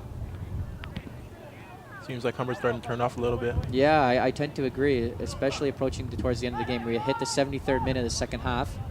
And you can see the Hawks a little bit slower paced now, kind of having a bit more of a composed game. Although to your point, when slowness kicks in, a little bit of laziness, maybe a little bit of lack of concentration. And we can see here from the fantastic shot taken there by the Eagles, perfect placement. A little bit of lapse in focus there coming from the Hawks, and it ultimately led to a goal from the Eagles. Yeah, he was definitely on mark there, but still a good header. Picked out the bottom corner. Yeah. Difficult header nonetheless. A little bit of more one-on-one guarding there could have prevented it. However, got to give credit where credit is due, and that takes nothing away from the goalie or the goal scorer. Excuse me. Very hard goal to take. You're watching Humber Hawks Live, brought to you by BRTV. And we are currently approaching the 74th minute with a scoreline, Humber Hawks 7 over their opponents, the University of Toronto Mississauga Eagles. The Eagles currently have the ball, trying to break through, and solid defense from defending from the Hawks. Little step over there from the Hawks striker, cross in. No one there to get the ball. However, again, ball given away to the open, taken back from the Hawks, and that's a foul call, and rightfully so. From behind, no contact with the ball.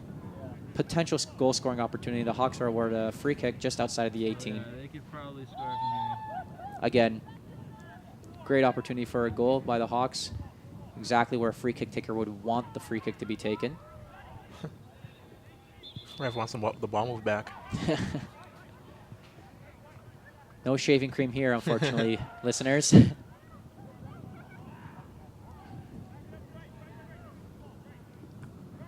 is Buddy, who was killing it. And we can see the Eagles using a 4-man wall, clearly trying to block the right side of the net as the keeper repositions himself. And free kick gobbled up there by the goalkeeper. And we can see where the free kick was developed from. Reckless challenge, most definitely. I don't think anyone was going to argue that challenge. Clearly a foul initiated by the Eagles. Ball out of play.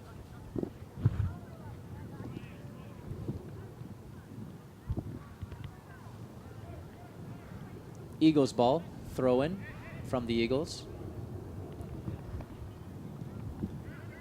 And the Eagles still have the ball. Defensive line holding it through to the midfield. Passing it up the pitch slowly. Ball out of play once again. Going back to Like the a Eagles. camera of neglect. Approaching the 76th minute of Like the play in the camera second of half with neglect. 15 minutes left in the second even plus know we're here. stoppage. Humber we have a Hawks fifth lead gear? over the UFT Mississauga Eagles 7-1 on this One. brisk and chilly night here in That's the one Etobicoke, time. Ontario at Centennial Park. Eagles use the outside shot, but taken there from the Hawks. An argument for a handball, and it is given. Handball Oh yeah, when they were down there. made by the Hawks as the Eagles are awarded a free Now kick they're on one. on the 40-yard line. Even though they The could be on me.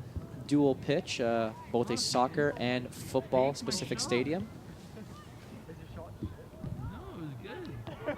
And crossing from the Eagles, cleared out by the Hawks defender. Right? And we have a counterattack coming from the Hawks as they move their way Oh, come on. up the pitch on the outside. Come on. Still Hawks ball. Nice little pass there, back to the center. And oh! No. And the referee is not having it. Foul not called. I thought I seen some contact there. Little bit of contact, but was it worth a foul call? Questionable. good Maybe a little shots. bit of embellishment. We see the Hawks moving their ball back up. On the scoreline being 7-1, I don't feel that the referee would have called a third penalty. I believe it would have been Yeah. a third penalty in the match. And as we see here, little bit of light contact. Correct call from the referee to not call that. That would have been the third. That would have been the third, or the third penalty, I third, believe. yeah. Yes, that's the third penalty would have been awarded in that game, and no need for that right now with the scoreline being 7-1 Hawks over the Eagles. Approaching 10 minutes left in the match, the 77th minute of the second. Hawks have the ball on the outside.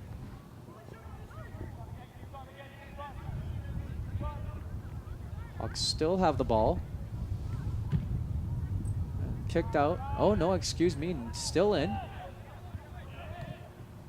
An open space in the middle. Beautiful pass coming from the Hawks defense. And using the outside. Man on the outside, as said. An offside call made by the linesman.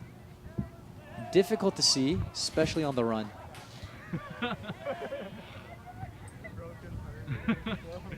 Offside. Fuck. I got a sick angle, ref. Eagles moving their way up the pitch. And a fine Hawks ball once again. Nice little crossover there. Come on, Fab. Oh, Ah. and again, the defense coming back there. Beautiful little crossover play there from the striker. Constantly making his defenders question which way he's moving. And we can see how the Hawks continue to press their opponents. There's that giveaway again from them. Yeah, like I said, all game they've been doing that. I find that maybe we can see here on this play a nice little step over coming from the Hawks striker. Just not enough. No dice on this one, unfortunately. Yes. But have you noticed, Kingsley, that the Come on, teams have been fam. very distinct and unique. The Hawks coming on a 3-on-1 counter with the center. Opportunity here and there it is. Unguarded. The Hawks And convert an another. injury. 8-1, the And they score line haven't now taken. approaching the 80th minute of the second. Hawks over the Eagles. 8-1, my goodness.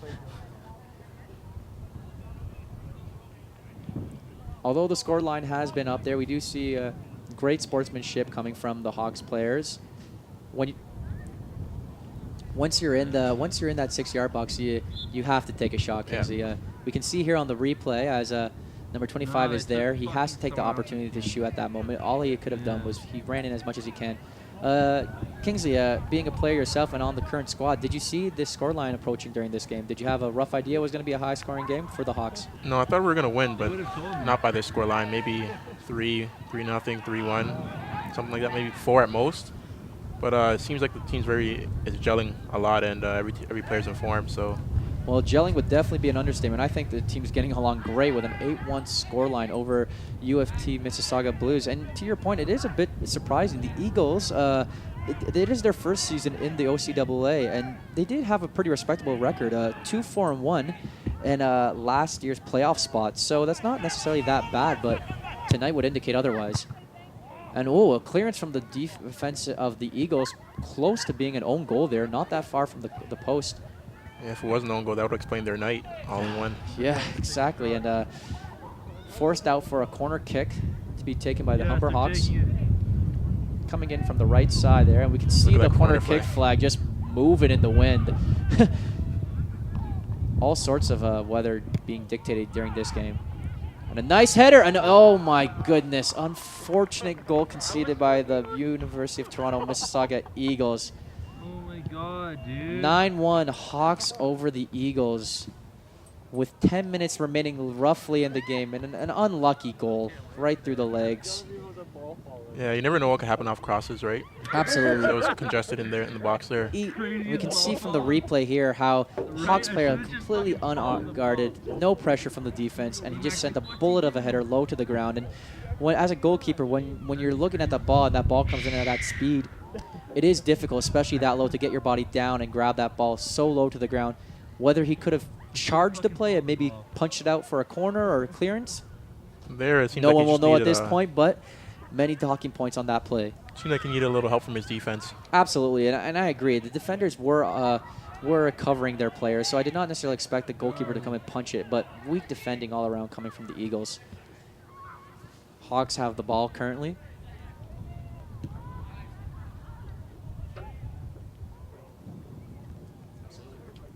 Hawks have the ball, moving their way up the side of the outside. Currently 8 minutes remaining left in the second half as we approach the 83rd minute of play. Hawks lead 9-1. Yes, that's correct, 9-1.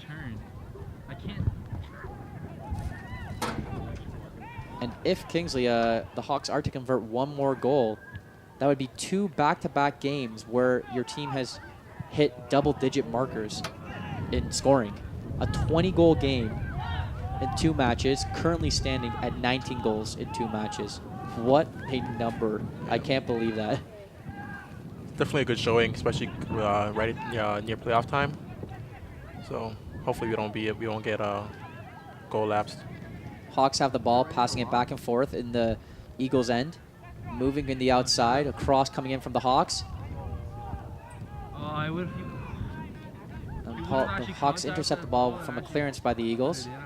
And you mentioned playoffs. Obviously, the team has to be thinking about the playoffs as the season does come to a close very shortly. It's beginning to wind down, and I would not expect the other teams to be completely comfortable at this moment. They know your record and your track record as of now, and the teams in the division are definitely taking notice. Sent to the outside from the Hawks and a cross in. And defense on the Eagles send it out for a corner. Another clearance by the Eagles. No, they're taking me right now. You could see how the weather is playing into factor there once again during this match. I know I keep on addressing it, but I can't help but get over this wind playing a huge factor in this game. We could just look at that corner flag. It just consistently keeps on falling over. Even the linesman's having a nice little chuckle about it. Are they on right now? Solid clearance from the Eagles captain, but brought back in again from the wind. And it crossed by the Hawks, but caught by the goalie, gobbled up in the 6-yard box. And then I do feel that this game cannot be looked at back at the keeper. We addressed it before. Poor defensive play from the Eagles, leaving man unmarked, men they should have been marking. The goalkeeper has been battered quite often this game from phenomenal shots, and the way it's unfolded has been quite unexpected. Scoreline 9-1 Hawks over the Eagles with 5 minutes remaining in the second half. This definitely hasn't been one of UTN's better games. They're a much better unit than this, so hopefully they bounce back off of this. Away team coming home to the Hawks, and you know, this wasn't in it for them today. Hawks have the ball in the center, and it cut out by the goalkeeper, prevented another goal by stepping off his line there as the Eagles make their way up. Defense currently has the ball, passing back and forth. Blocked there from the Hawks striker. Put the ball out of play. Eagles ball.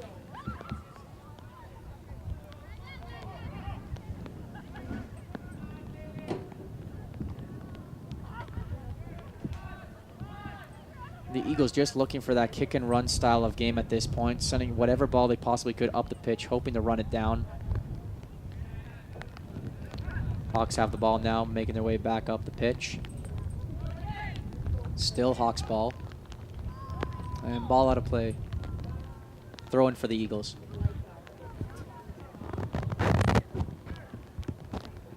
Eagles have the ball. Pressure coming in from the Hawks. Hawks giving them no time to move that ball around.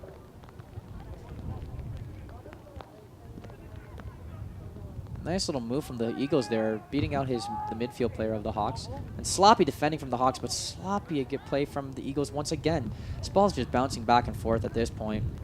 Players finding it very difficult to control that ball towards the end of the game. Yeah, it's hard to judge it with the wind there. Most definitely. And as the game approaches towards the end, we hit the 87th minute with 3 minutes of regular time to be played here in the second half at Centennial Park, plus stoppage time. Hawks breaking for another opportunity, but stopped by the Eagles defense. Play down near the corner flag line. Hawks ball. Eagles looking for the long range pass there, but just gobbled up by the Hawks. And then we see the center back there, again, instructing his defense to move to the outside, spread the play a bit wider. Consistent passing coming from Humber Hawks. Hawks going there for the tic-tac-toe play, a little bit of a through ball. Didn't work, but we have a bit of a counter here, an open space opportunity for the Eagles.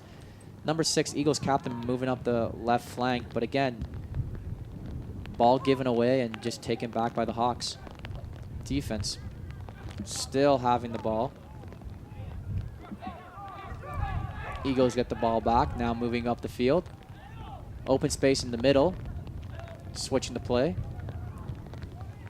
And a nice wide range pass coming from number 8 of the Eagles there to the outside. Actually kicked that on the outside of his boot. Did you catch that? Yeah, that was a good hit. Very difficult to perform in complete while you're on the run. With accuracy too. Yeah, exactly. Hawks have the ball. Back to the keeper. Oh, and chunked the ball there. And we can see how the ball's just swinging back into the 18-yard box. Thankfully, the Hawks defense was there to pick up his goalkeepers, and a missed hit from the Eagles midfield. An argument for a foul. I'm waiting for the decision to be made here by the referee. A foul on UTM there. Foul on UTM, that's correct, Kingsley, yeah. A little bit of a reckless play. The referee addressing the striker, going in a little late on the keeper. We saw how he came to charge the ball there.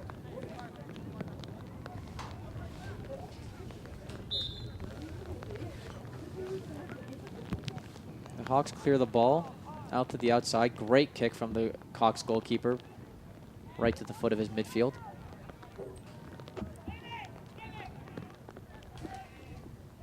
And as we see as the game slowly comes to an end, the rain's just picking up here. Better late than never, I guess, for some, as many players have highly encourage the fact how they like to play in the rain, but it seems the rain follows you guys all season, eh, Kingsley? Yeah, every game. It's not bad.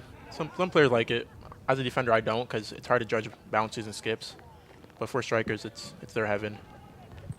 Well, as we said, the weather is picking up a bit here as it approaches the end of the match, but it will be there for the second match of tonight with the girls team taking on the soon very, very shortly. Oh, and great footwork from the Hawks player. Oh, and just off the post. That footwork was absolutely phenomenal and Dewey justice. Almost like a goal should be given just for that footwork alone. Sign that up on ESPN's highlight reel of goals not converted. My goodness, what great footwork. We can see on the replay there. And just shy of hitting the 10th goal mark. That was a very nifty move there. Great footwork coming from the Hawks attacking team, number 27. My goodness. And there's the final whistle blown at the end of the second half. The Hawks win this match over the University of Toronto Mississauga Eagles 9-1. My gosh, 9-1. Kingsley, that is 19 goals scored by your squad in 2 matches. Please reflect on that. It's very good to know that we're going into playoffs in good form, especially with a lot of goals. You feel like you're on a pedestal that no one can touch you. So hopefully we continue the streak going, and don't take our foot off the pedal there. Well, that increases the Humber Hawks winning record of 7 wins and 1 tie this season. Great performance like always as they meet Sheridan in Trafalgar out in Oakville next week. Great game all around. Consistent attacking pressure from the Hawks. I want to thank Kingsley for joining me here tonight to watch this game and all the BRTV crew that helped this production go through. We hope you join us once again to see more live Humber Hawks action. And stay tuned as we have the girls team coming onto the pitch very shortly for the second match of tonight. Great game all around. My name is Mark DeLuca, and you're watching Humber Hawks Live.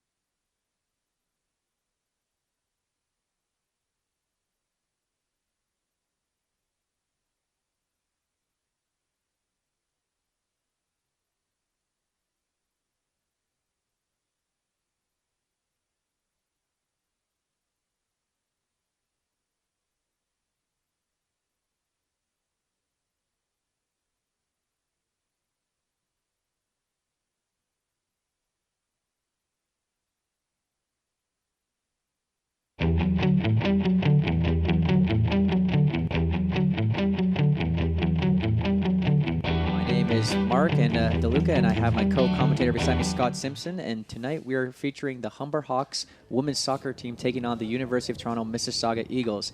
Apologies about the late start tonight. Rapid weather, a little bit of erratic weather tends to happen, and when we find the time to control the weather, we will dictate that in the future. But Scott, a little chilly outside, isn't it? Oh yes, I was outside for just an hour and a half, and it is frigid out there. Well, we hope the girls aren't frigid as they have to perform an exciting match we have here. 4 minutes into the first half, scoreline 0-0. And Scott, we can expect a lot coming from our women's teams, can't we? Yes, we can. They look to be playing very well from what I can see. And the women's team, as a matter of fact, they've been quite impressive this entire season, being like their male counterparts, first in their division, with a tremendous record of a tremendous record of 5-1-1, first in place in their division. And as a matter of fact, they just played the previous champions from Seneca, defeating them 3-0, their biggest one of the season. So we hope to see the same thing happening here tonight.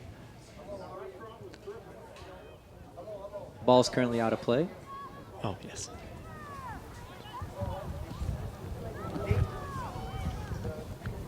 The Eagles retain the ball.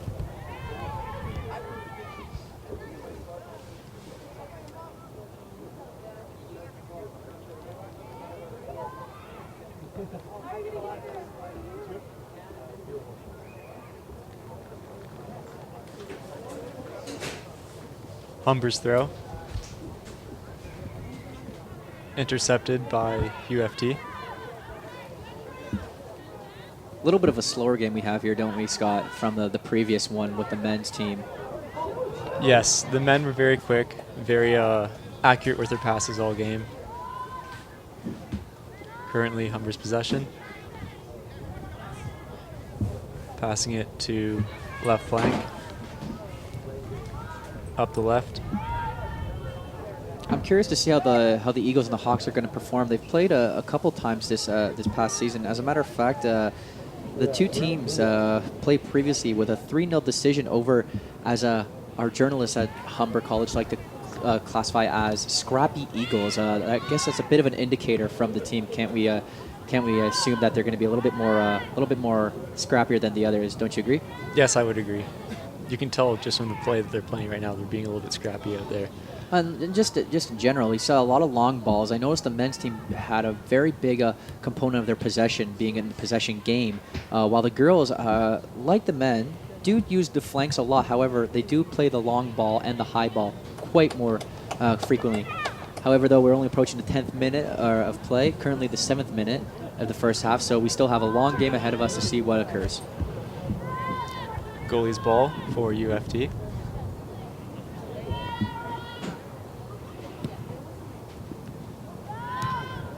A little bit of confusion there from both players.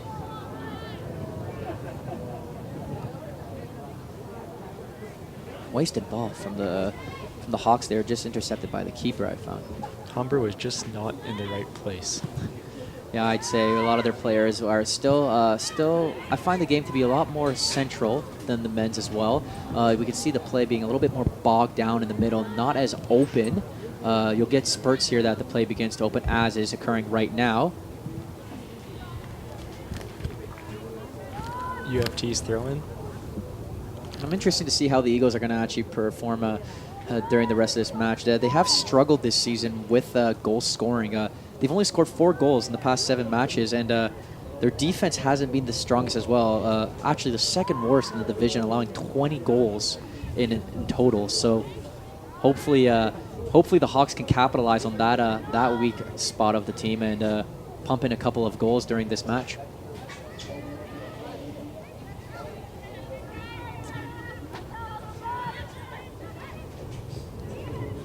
I've noticed already that it hasn't really been in Humber's end yet. No, it hasn't. The Hawks have the defense on the Hawks have been quite well, pressuring that ball. Oh, shot coming in from the Hawks striker. And if you notice, unlike the men's team with a solid 4 back, the Hawks are playing with a very attacking style here. We can see as the girls move up the pitch, they're keeping roughly 3 defenders back, playing maybe a 3-4-1-2 style of play, which would be interesting to see because most teams usually go with the conventional 4-3-3.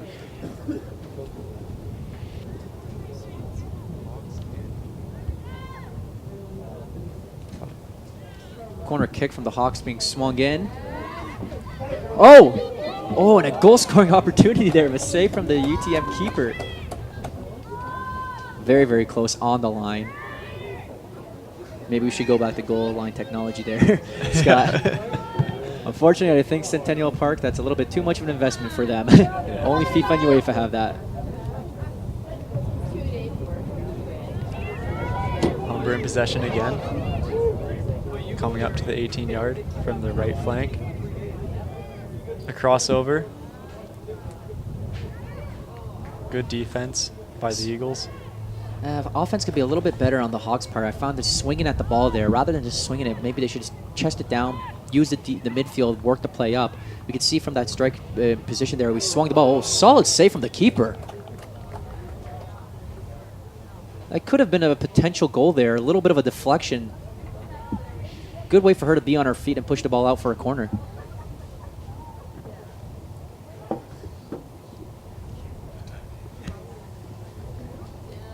Corner kick for the Hawks. I'm interested how that's going to capitalize here. We almost saw a goal scoring opportunity on the last, or a goal scored on the last corner kick. Maybe we can see another one here occur. And ball kicked out of play. You know, Scott, you mentioned how the Eagles have yet to press in the end of the Hawks as of now, and it's interesting because the Hawks defending has been on point this entire season. Their keeper, as a matter of fact, has only surrendered 4 goals all season, which is incredible to think. That's less than about a goal a game for the Hawks. So very, very solid defensive team, and we can see how we currently have 2 sitting in the back. And with they playing the attacking defensive style, they're pushing their attacking defenders up, and two central defender players holding that position back. Both Humber attacking so well. Oh, that might be the first time I've seen their defense be played. That's crazy. It's the first time the defensive team the defense has played in their end. Yes. Play as of the moment has been quite on the offensive side or in the Eagles' zone, but it really has been past half there. And we're going to see that right now in the game a lot. As we can see the striker from the Hawks there not getting the best foot on that ball. The conditions have dictated it to be a little bit wet, so the ball is going to be a little bit slippery. And being a goalkeeper, I'll tell you that when that ball comes at you, it's like a greased pig. We saw that during the men's game, how the game became a little bit more erratic towards the end of the match when the rain picked up. Now the rain settled a bit. However, that wet moisture is still on the ground, so this ball is going to skate and move quite fast during this match.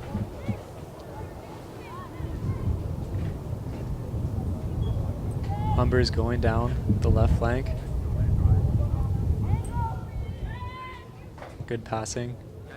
Great passing, as a matter of fact. I'm really impressed with the girls' team and how they've been moving this ball. They're using the wings quite efficiently, and like the men's, constant 2-touch pass, 1-2 pass, 1-2 pass, never holding on to the ball for more than 3 steps. They use their midfielder. They know how to reposition. They're in first place for a very good reason. I can see why. Throw in for Humber.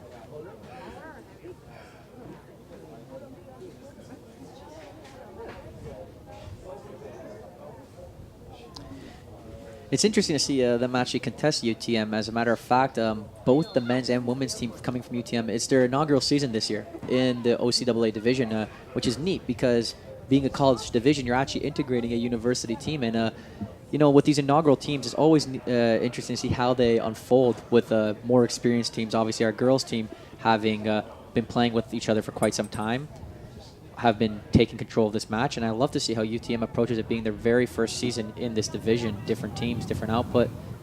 And we see a free kick being awarded to the Humber Hawks here. Again, just near the 10th yard line. Cross in from the Hawks. Solid defense, clearing that ball out with the header, but intercepted back by the Hawks again, once again. Yeah. Oh, we have a little bit of a break here. Counterattack. Eagles possession going up the left flank. Food stream 2 hours longer. Kicked out by Humber defense. You're going to get that a lot, too, I find, this game. With the players pushed up so far forward, defense has no one there to help her, had to clear it out, play it safe. No, not 2 hours. That'd be 120 minutes, an hour and a half.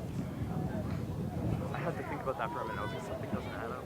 Yeah, 90 minutes, that's true. Communication between the Hawks players have been great. Don't you agree, Scott? I agree. You can tell that they form their triangles. They get their passes completed. Going up the right flank, see if they can get across. No cross, but she pressured it for a corner kick, which is just as good right now. Great way to work that play. And a phenomenal pass coming from the Hawks defense right down the line.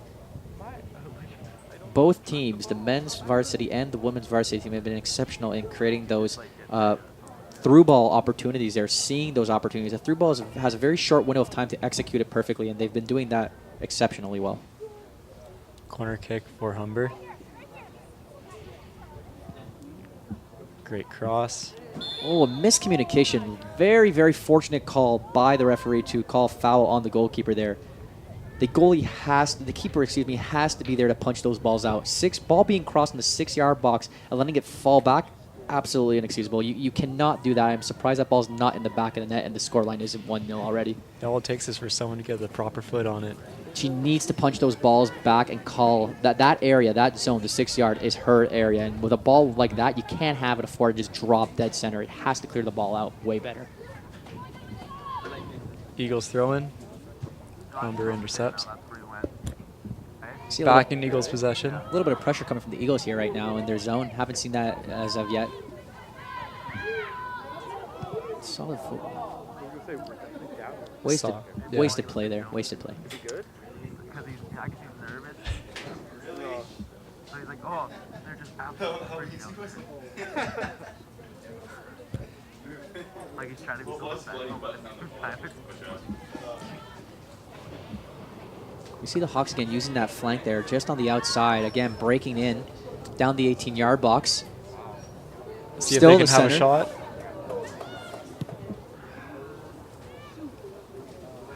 Good way to pressure.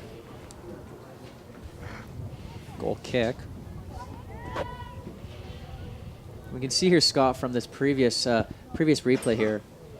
Strong possession from the Eagles there, constantly keeping pressure. A little bit wasted there. Nobody was there for a goal-scoring opportunity. Just swinging at the ball, like I previously said. What you could have done is use your midfielder and work the play back again rather than swinging. Yes, those light passes aren't going to go into the net. Well, the keeper's going to just gobble them up right there. There was no opportunity there for a goal-scoring opportunity. For a goal scored. Currently in possession by Humber's defense. Coming up the left. Now, the Hawks are coming into this game off a 3-0 win over Seneca here at home at Centennial Park Stadium in Etobicoke, Ontario, obviously. And, I can't help but think that the Hawks have this wave of momentum coming towards the end of the season. They've been incredible. Charge from the keeper there. A good way to step off her line.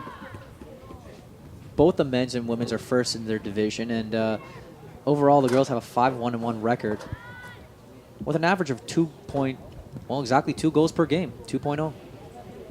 14 goals in total as of now, and hoping to see a lot more come.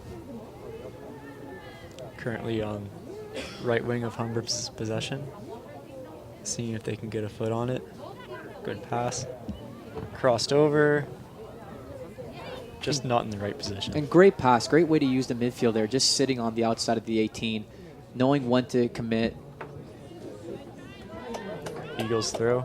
The girls have really executed the outside quite efficiently. They've been using a lot of cross-ins, a lot of swinging in balls, which leads me to think that they are going to definitely try to go for these headers. They're going to have an attacking player moving dead center to pop that ball in. We saw a couple opportunities where they could have easily been converted from crosses. Similar to the men's teams, both teams are executing the flanks quite efficiently. Humber throw. Eagles get it out.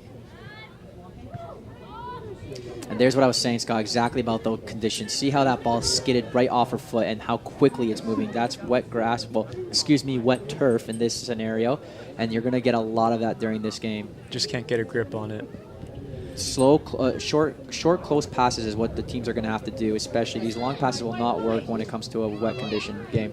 Great shot from the Hawks. Oh, great rebound. Fantastic conversion by the Hawks. Oh, no, I'm sorry. It is an offside call by the linesman. You have seen that one too many times in play, and my goodness, great play all around, but not this time as an offside was called. And I have unfortunately seen that too many times. I can't say I am I am entirely surprised, but that happens. It happens all the time when you have a striking partnership like that with one player just committing too early. As we see on the replay here, a great cut from number 13 with a left shot, just sitting a little bit forward. Let me tell you, it is difficult to tell if you're offside or not when you're on that field and the Well- ball's in front of you. Well, when you have the momentum going, you know, to your point, like, it's just that adrenaline kicking in that you want to rush the net. And again, solid call by the referee, clearly offside, and kudos to him for making that decision. Great kick. Intercepted by Humber. Coming up center. And there they go for that through pass, as I explained before. Trying to go up the middle. I still think it's a bit more effective as they've played up now to use their wings. You can see how the Eagles defense and midfield are very congested in the middle. Right now they have 2 defenders sitting back. 3 as of the moment. And they have been very clogged down in the middle. Open up those wings and expose the outside. Great through Coming up pass the right. from the See Hawks. if they can get across.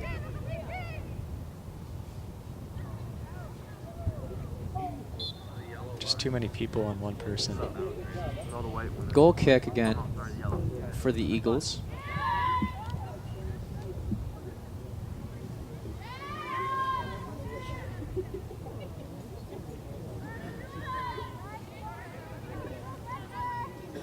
And as we approach nightfall, we are delighted with the feature of the lights. I've always loved watching a good football match underneath the lights. There's something about it that always gets me excited. So great to see this happen right now. The conditions have dried down a bit since the little bit of the rainfall, and we have a great match in our hands. Looking forward to the rest of it. Humber passing it back to their defense.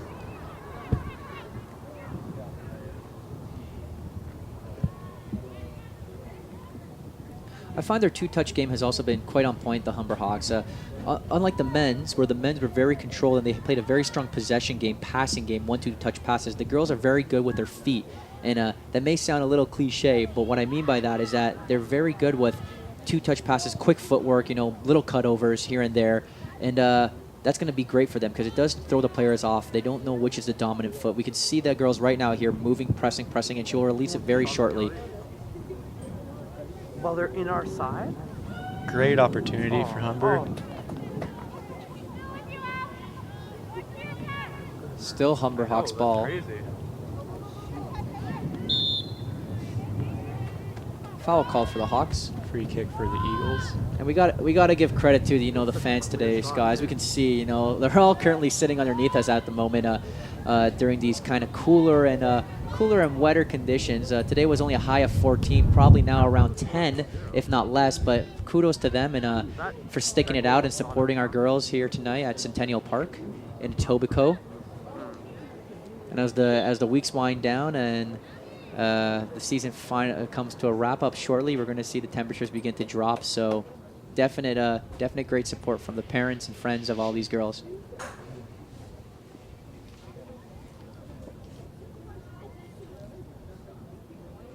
Throw on the left side for Humber. And we see a substitution naturally currently happening right now as another Hawks player approaches the pitch.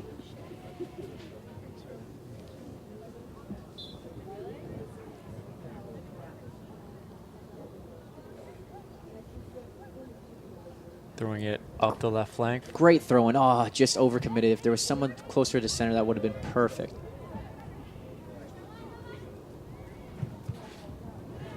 Eagles just can't catch a break. No, Humber's they- always there to intercept it. No, they can. The Humber defense and midfield, I would argue that say that their midfield is definitely more of a defensive midfield team. They've been blocking shots all game as of now, and although they are kicking the ball away, which gives the ball right back to them for a throw-in. So if the girls can just nail down a little bit of that possession, getting that ball back, then it can be perfectly executed. But no complaints as of yet. The girls have been great, and we see a perfect opportunity here down the left flank as the Hawks are opening up the pitch here. Couldn't get the footing on the pass. No, and I could see exactly what she was doing there. She was trying to send the ball to 21 and just unlucky chunk there and chipped the ball just a little bit off and didn't work out. But you could definitely read how her play was going. As you were saying, the wet ball and wet surface might play into that. It will. A lot of people like to claim and just say those are excuses, but it does definitely have an effect on the play of game. And we do see how that ball is a little bit skittish as of now, and how it has gone away from the girls. But an exciting match nonetheless.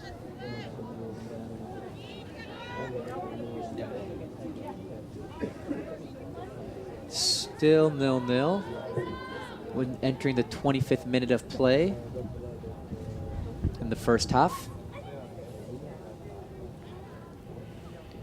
Approaching roughly 20 minutes left of play here.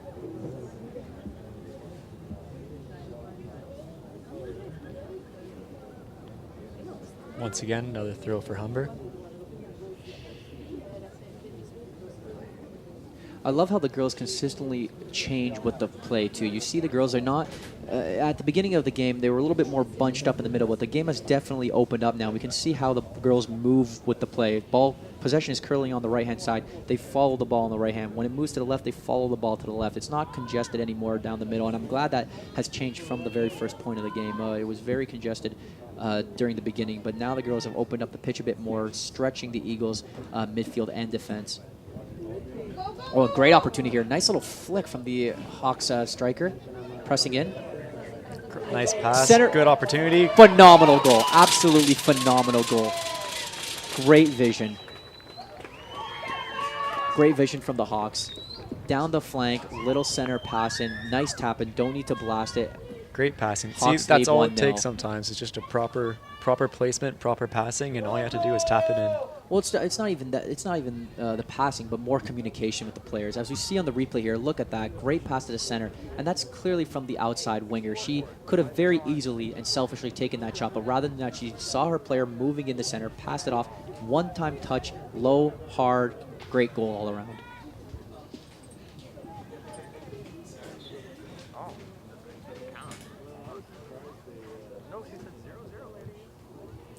With roughly 20 minutes left remaining in the first half, the Humber Hawks lead over the University of Toronto Mississauga Eagles 1-0 with a sensational passing goal from the Hawks. Eagles currently going up the left flank. I love seeing goals like that, Scott, because it really shows the unity amongst the team.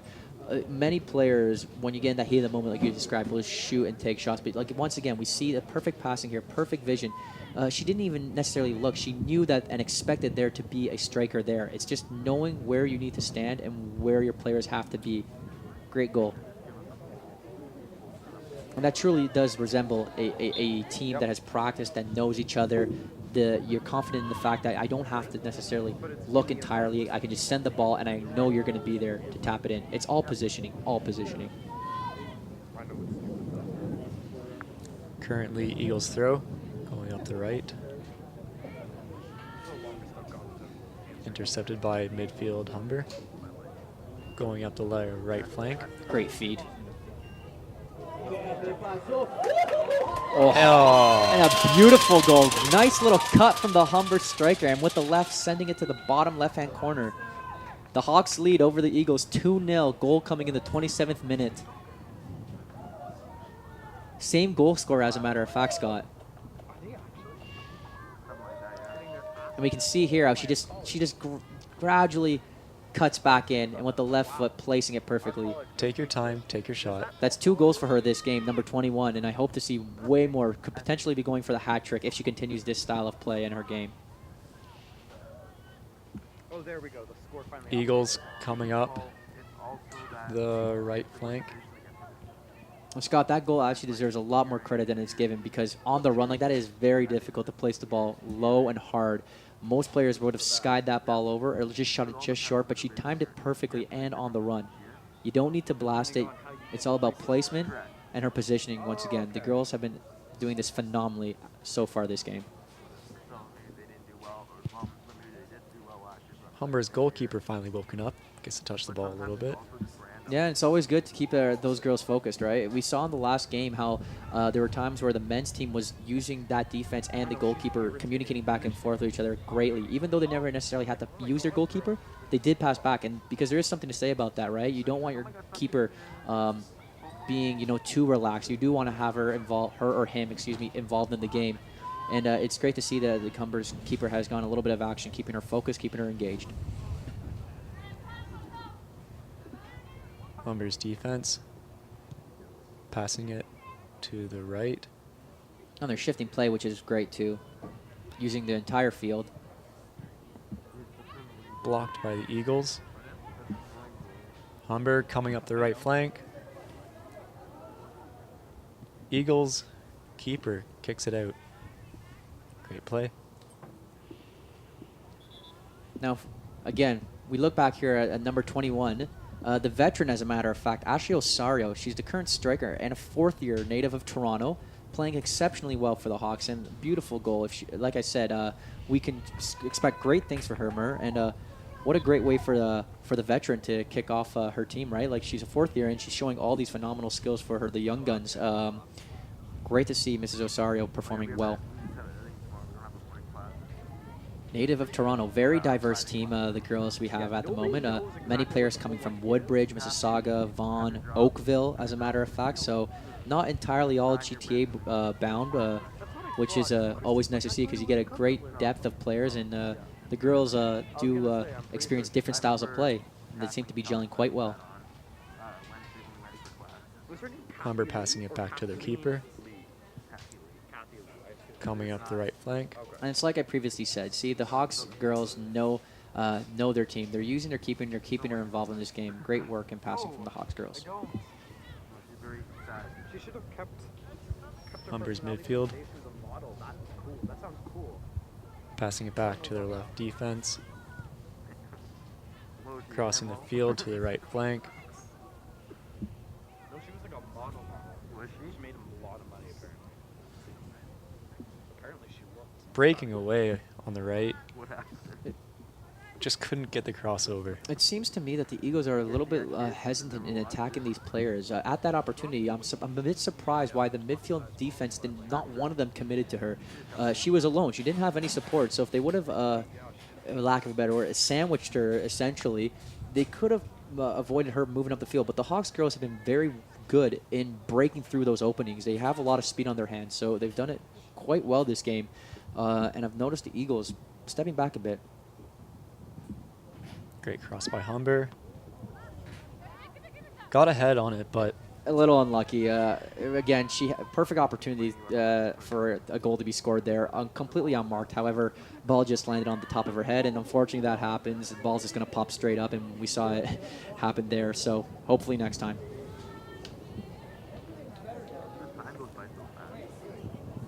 currently in Humber's defensive possession. Going to try to come up the left.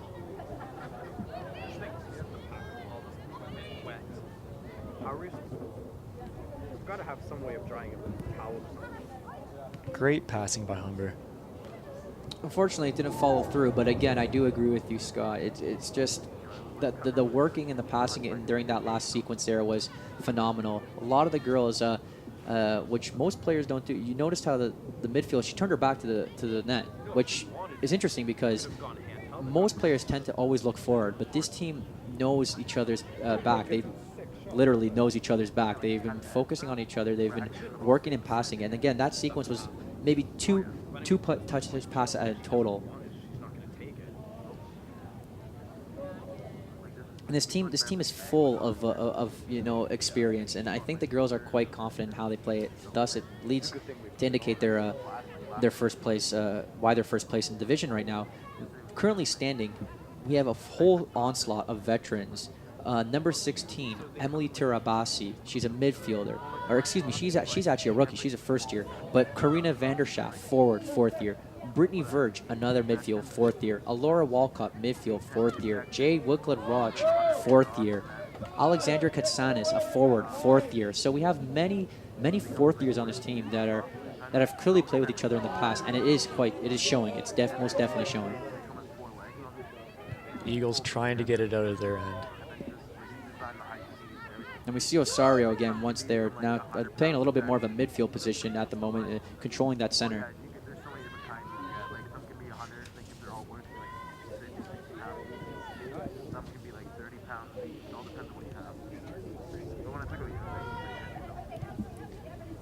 We see a little bit of a passing play between the girls and hesitation between the girls and failed attempt there where they could have had another goal-scoring opportunity. Not necessarily the worst thing where they kind of step back off the pedal again. You don't want to come right out of the cannon. Some teams get really taken away by that and then burn out towards the second half. So the girls, have shown some great composure during this first half. Hawks lead over the Eagles 2-0 in the first half, approaching the 35th minute. Aggressive tackle. And the linesman knew it. He called the foul. Free kick going to the Hawks. See if they can make something out of it. A little bit of maturity on the girls, though, and the men's team entirely. Both teams have shown exceptional maturity. I've always said, football, it's a tough game. It's an aggressive game. And, there's going to be rough tackles, so great to just see the girls continuing to play. When you have your feet intertwining so much like that, you're going to get tripped up now and then. It's just the way it is. Of course. Free kick. Oh, and a great goal scoring up. Not even a goal scoring opportunity. It is a goal. Fantastic goal scored by the Hawks.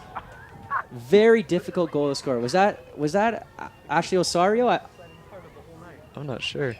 It may be. And if that is Ashley Osario, that would have been her third goal this coming game. There, and we see how the goal was generated from the foul committed by the Eagles, number 7.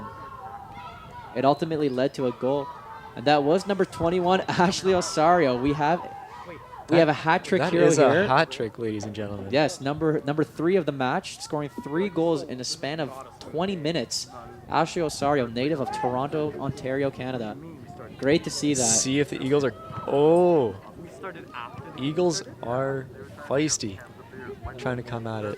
Fans a little bit more composed with the hat trick goal than some other fans that we have seen. BMO Field one time threw a bunch of seat cushions onto the pitch after a goal scoring opportunity. So we have a great opportunity here as the Hawks break through. Oh, nice little chip from the Hawks. Breakaway. And a goal! Great goal. Great Fantastic goal by the from Hawks. What a great goal. Great passing between teammates there. Here's the previous goal scored by Ashley Osario. A nice little header and very difficult to score from the angle there, and especially getting a nice little flick on that. But as we say, on to the next one. Another goal scored by the Hawks, increasing the scoreline to 4-0 in the first half, approaching the 40th minute. The Eagles really need to start pushing against Humber's defense. They can push all they want, but we have to acknowledge the fact that the Hawks' speed has been tremendous. That goal was nearly generated from the beginning of half. And we saw how she sprinted right past the defenders, did not panic when the goalkeeper charged. She was one-on-one with the keeper. The keeper had no chance, in my opinion, on saving that shot. Completely alone. Did everything she was supposed to, charge the net, but a nice little flick from the Hawks striker. And the goal score line now is 4-0. Free kick awarded to the Eagles.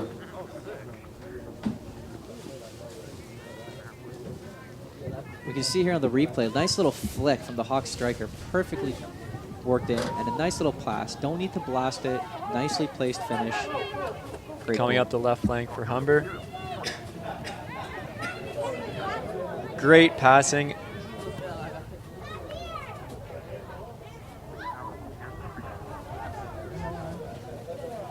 Eagles Questionable pushing it handball out. there. More of a ball to hand than hand to ball, I agree. guess. Referee allowing play to continue. Humber coming up the right flank.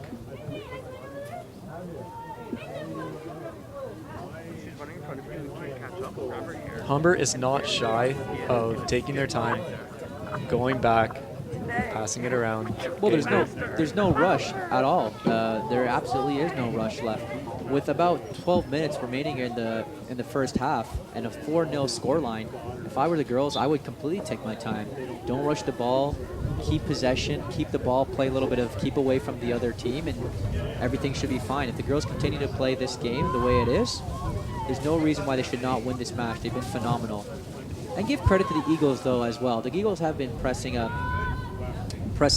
Hawks. They have been in their zone quite some time, just a little bit unlucky with those passes, and the the ball kind of going askew and a little bit of reckless on some touches. But if the Eagles touch up those little bit of kinks there, we can definitely see a very interesting game on our hands.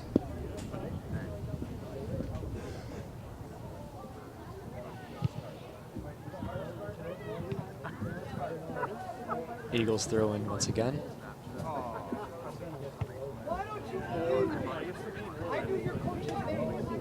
Once again. Another Eagles throw in. Another Eagles throw in. Your face is like plastered with water. Oh, yeah. Looks like you're covered in plastic. Now we only saw we saw that happening. The ball was slowly and slowly, gradually moving down the pitch, and now it was forced out for a corner. That's all you have to do sometimes. Just keep pushing down the line.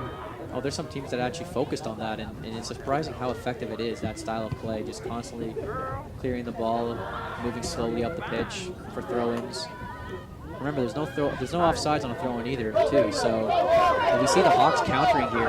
Hawks sprinting down the left Completely flank. alone, completely alone. Great pass. Intercepted by the You can Eagles. definitely see what Osario was thinking there. She Right idea. had the right idea, just this time didn't follow through with it and didn't execute. Now But the Eagles. and we're going to get a little lot too of this. fast. And that happens all the time, Scott, with the counterattacks. Both teams have had opportunities to counter, and we see how that opens up the field. When that happens, a very fast-paced game occurs, and I've seen it definitely here happen tonight. The lights light up nice. Yeah. It seems like most of the clouds are not. Yeah, I think we're done with rain. Kicked out by the Eagles. We see here on the previous replay, there's a little bit of a harsh tackle taken in there by number 19 from the Eagles. Nothing to be completely concerned about, but play has gone a little bit chippier now, approaching towards the end of the half. Roughly 4 minutes remaining in the first as the Hawks lead 4-0 over the Eagles. The Eagles of Mississauga from the University of Toronto. I was like, oh my god. Hi, my name is Jacob. And you are very attractive. Foul called on the Hawks as the Eagles are awarded a free kick. I need to follow these. They don't work. Find the ref- Jacob's Tinder pickup line. Have you tried? Yeah. On Tinder with those pickup lines? Oh yeah. 4 minutes remaining left in the first half, plus stoppage.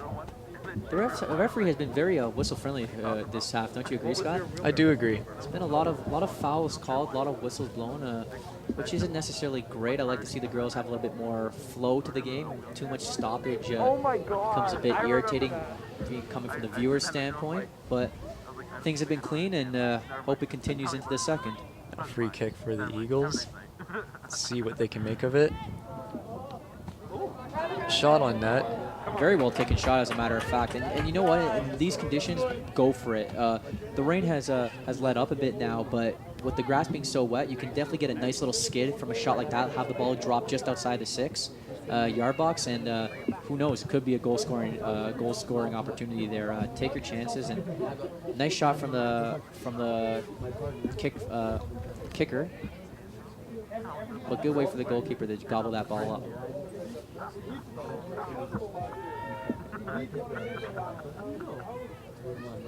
Humber taking it to the left wing. Disobedient avocado. Have you heard that one? Great passing. It's too bad you're not sleeping over. My couch doesn't pull out, but I do. Coming down the left wing. See if they can get across. Great cross. Oh, just short. Missed opportunity. Great thinking shot. from the Hawks midfield. Most definitely take a shot from out there, catch the goalkeeper off guard, and she just dipped. It just dipped over the net. Very well could have been a 5-0 scoreline right now. I'd rather be moving around. Eagles coming down center. Intercepted by Humber. This time will come out here. You can't just be the. I am a bit surprised how the Hawks have dominated those so much in the Eagles' end. Unlike their men's team, the Eagles have been doing fairly well this season. They just had a match against the Sheridan Bruins coming off a 2-2 tie, so they performed very well in that match. Not not as much here with the Hawks, but it is an entirely different team, and we'll see how this continues.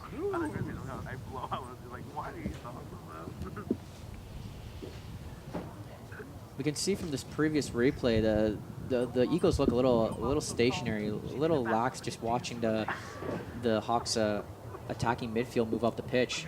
Great opportunity there. Did not convert, but hard nonetheless to have a ball on the fly like that when you're crossed and swinging in to get it perfectly on your laces. Humber coming up the right wing. Kicked out by the Eagles. Humber throw.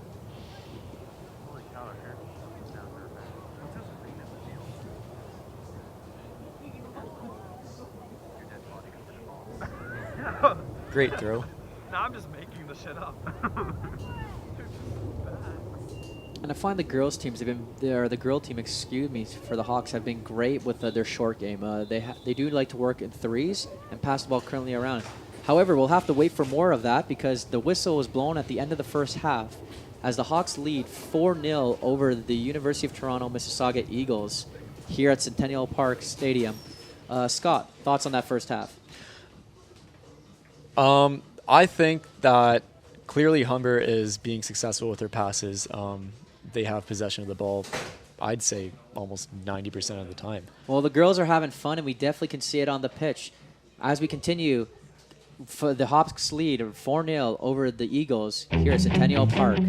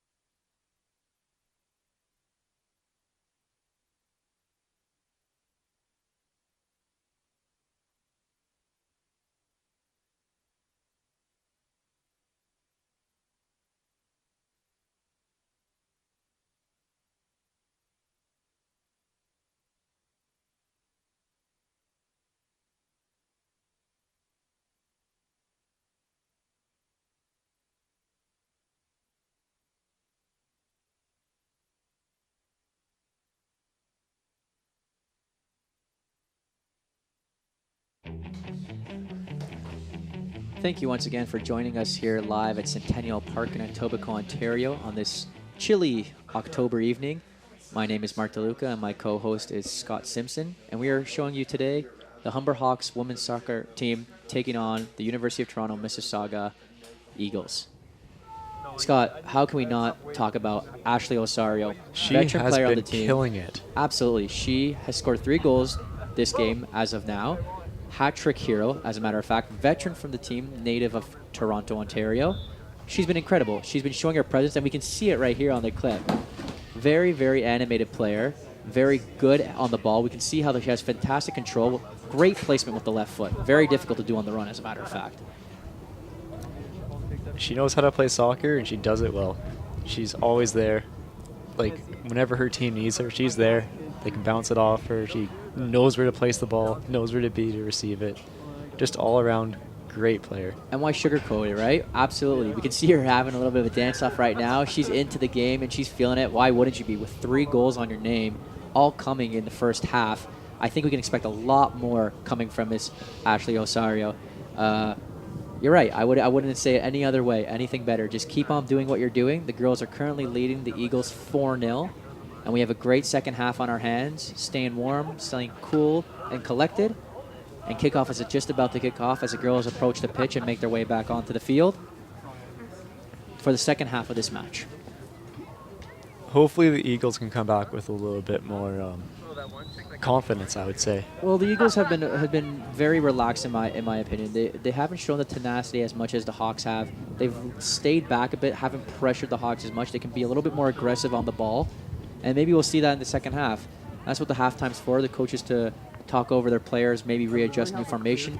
We can see the Eagles with 3 back right now. They're playing a 3-2-2-2, which is an interesting lineup.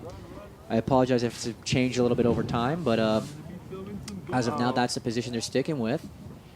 And it's the Humber Hawks stick with a classic 4-3-3 formation. I wouldn't change too much. They've been dominating this entire game. It's hard to focus where the ball is, and She's like the legend. Eagles coming down the right.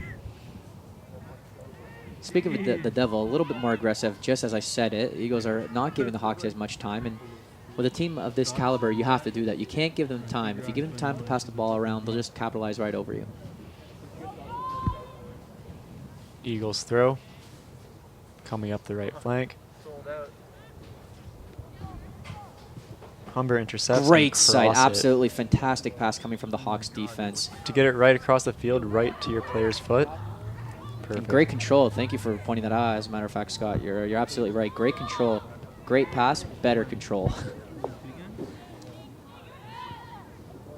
Eagles passing it up. Intercepted by Humber. Great pass from Osario.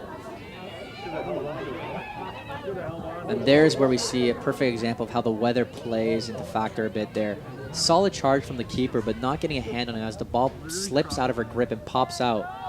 Fortunately for the Eagles, the Hawks didn't capitalize on that opportunity, but very much the goalkeeper's fault on that play, although very difficult with wet conditions. how do you tell if it's focused or not? Definitely not an exaggeration when people say it feels like a grease pig. It most definitely does. Oh, wow. Just slipped on it. Yeah, and there's the footwork I was talking about with the Hawks, doing a little bit of a crossover, keeping the ball close to one another. Phenomenal passing from the Humber Hawks again. Constantly switching that ball from the right to the left flank. Back and forth, 2-touch pass. Right? Gotta be assertive. Great opportunity for Humber. Good way for the goalkeeper to cut down the angle there, making herself look big. Eagles You're like, all right, right. You like pull up kicking in, it out, but no one there to receive it. All right, over here. Take your fucking pants off. And that's one method of play they can't do. As I addressed in the previous game with the men's team, the style of kick and run is not the most effective. And if the Eagles plan on accomplishing any form of goal scoring in this game by kicking that ball up, it won't happen. The Hawks are just too well of a group of girls have had way too much experience with one another that they'll just jump all over that. Yeah, you need to keep in your possession. You can't just kick it to no one. Well, I would definitely stick with the short game in this scenario. Like we said, the ball is wet, so it is a little bit difficult to keep control of. Kicking that ball up, going for a chest, it's just going to slip right off you. Play your short game, 2-touch pass, and keep it to the outsides. The Hawks defense in the center have been taking care of everything all game, gobbling up those opportunities. So if I were the Eagles, definitely play the wings and see what happens. That's like one of her orders is neglect camera 5. Neglect camera 5, take camera 3. Neglect camera 5, Eagles take camera 2. passing it around, coming up the center now. Nice little sequence of passes there coming from the Eagles. Intercepted again, though, by the Hawks. Center field, possession of the Hawks. Look at that. They're leaving the center completely unmarked. Nice little footwork Great from the footwork. Hawks. Out to the left flank.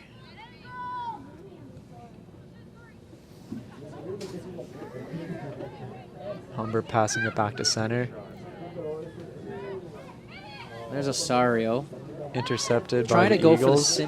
similar play like she did on the first goal. A little bit of a cut, but not that time. The ball just getting a bit away from her. Once again, those long passes, they just aren't going to work. Like, no one can run to them. It just goes out and they lose possession.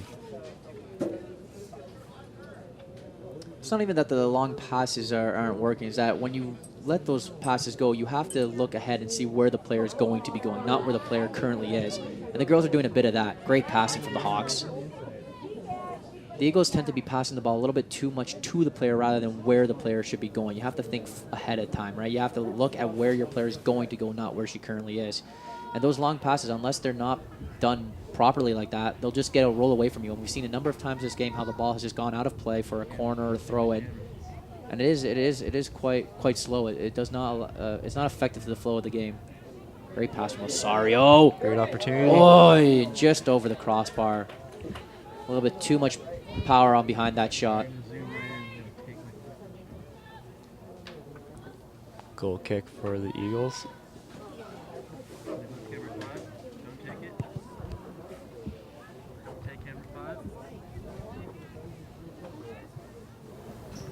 Take camera 5, psych. Everyone start laughing. A nice attempt coming from the Hawks midfielder. Trying to get a nice lob into the net. A little bit too much power. 3 points. Look at that, perfect. Wrong sport.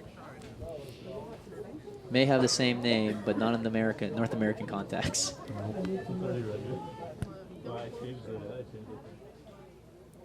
Once again, free kick for the or goal kick for the Eagles. Nice way for the Hawks to bring down that ball. May have been a bit more effective to bring it down with her foot, maybe chest it rather than the head. However, sent it back into the Eagles' end. Nothing really capitalized from that, but was a good sense of control coming from the striker of the Hawks. A fantastic job on using the goalkeeper, exactly why you need to get her involved in the game, where you see pressure coming in from the striker of the Eagles. Have your goalie be on her toes, make her come out of her 6-yard box, and have her play that game. Goalies are players too. They like to be involved. Absolutely, they're players. You know, in Canada, we always tend to differentiate players and goalies as two separate teams. But being a goalkeeper myself, I love the fact that 11-on-11 includes the goalkeeper. They're most definitely players, and like any other player, the goalkeeper can score. So we have to kind of get our heads over that idea that there's goalkeepers and there's players. They're all players on the pitch. Everyone has the same rules applied to them. Otherwise, it'll feel like you're in a cage just sitting in your net being bored out of your mind. Well, you obviously have a little bit more of a unique position in comparison to some of the other players, but you always got to stay focused, keep on top of that game, stay engaged. Great feed. Intercepted by the Eagles. Coming up the left flank now. You can see once again there how the Hawks defense has just been on top of their game. They're constantly moving in a consistent motion. If you look at the defensive line, they're playing 4 back, and the girls are always moving in pace with one another. One's never dragging behind. One is never pushed up forward. They're always consistently in line with each other. The girls now are in the end of the Eagles, but once the ball makes it back into the Hawks end, you will see how they move as a unit. This defense is constantly in communication with each other. Great stop by the Eagles. Good ball control. But again, like I said, wasted. Why are you kicking the ball completely away when you're at the 40-yard mark line, just kicking it back to the goalkeeper? Nobody was there for that opportunity. Rather than just hoofing it up the field, you could have used your midfield and slowly worked the play up for maybe a goal-scoring opportunity, or better yet, a corner kick. Great pass. Humber now coming up the right wing. Nice little footwork there coming from number 4. It will be a throw for Humber.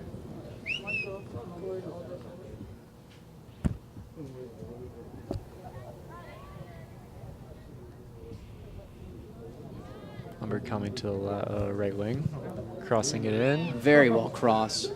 Just short, out of bounds. If that was taken maybe 2 hours ago, probably would have swung back into the 18. So windy before. We have seen how the wind has slowed down a bit here in the second half. Approaching the 53rd minute, the Hawks lead the Eagles 4-0. Just approaching about 80 minutes of play to still be played in this match. A lot of game time to be played. Many things can happen. Humber coming. Still more Great exciting footwork. football on our way. Deflected out by the Eagles. They've been doing that a lot this game, just swinging at the ball, kicking it out, hoping for a throw-in, killing the play. You can only do it for so long until the Hawks will capitalize on that.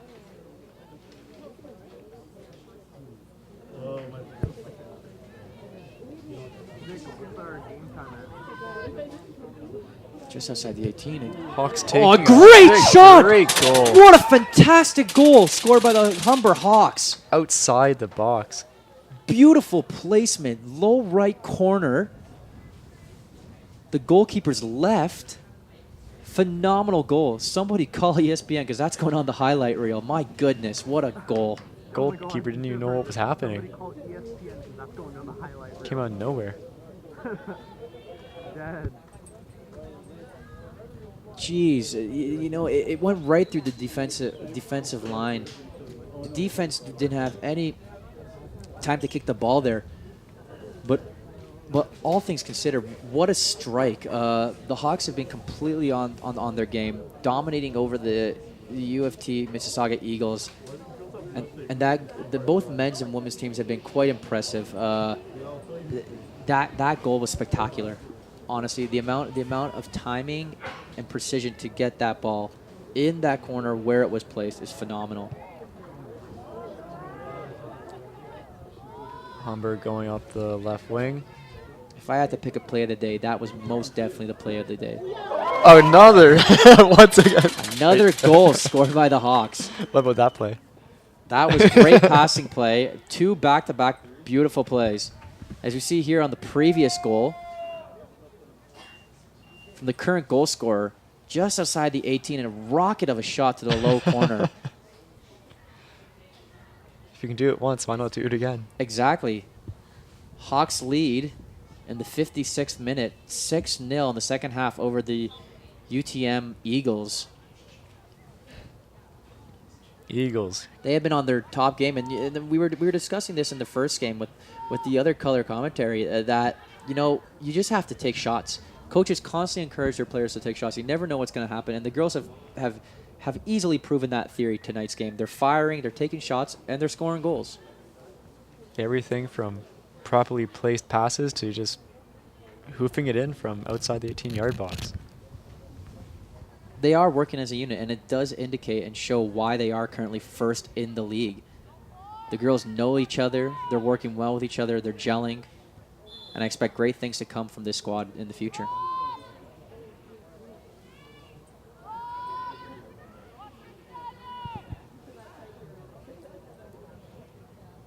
Both teams getting quite vocal now, as a matter of fact. And it has a lot to do with their play and possession. We see here where the second goal comes up. And a little bit of a slip from the goalkeeper, but great placement nonetheless. The ball, as a matter of fact, was behind her, and it's quite hard to get that shot off so well when the ball is behind you on the play. You have to contort your body in a very weird and awkward way to pull off a shot like that. Great work from the striker. Humber approaching the net from the left side. Passing it back, moving to center. Taking a shot, but just to the right a little bit too much. That was the previous goal scorer who just took that shot, and you can see how she likes to take shots off the run. That's the second time she's pulled a move like that, twisting her body and firing the shot with her right foot off the run of the ball. So we can see how she's going to definitely continue that play later on in the half.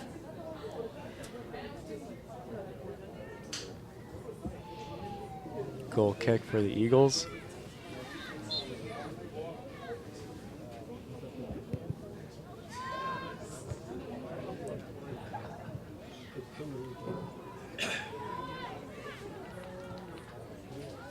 Eagles passing it back to defense, kicking it up center. Look at the speed on that striker. That was a sprint and a half. Wow. That's why you can't give the Hawks any time. If you pressure them like that, you could break through, as we just saw nearly. Humber Hawks coming up the right. Great pass, but wasted on that clearance there. Smart Eagles thinking from the goalie. keeper by charging that play.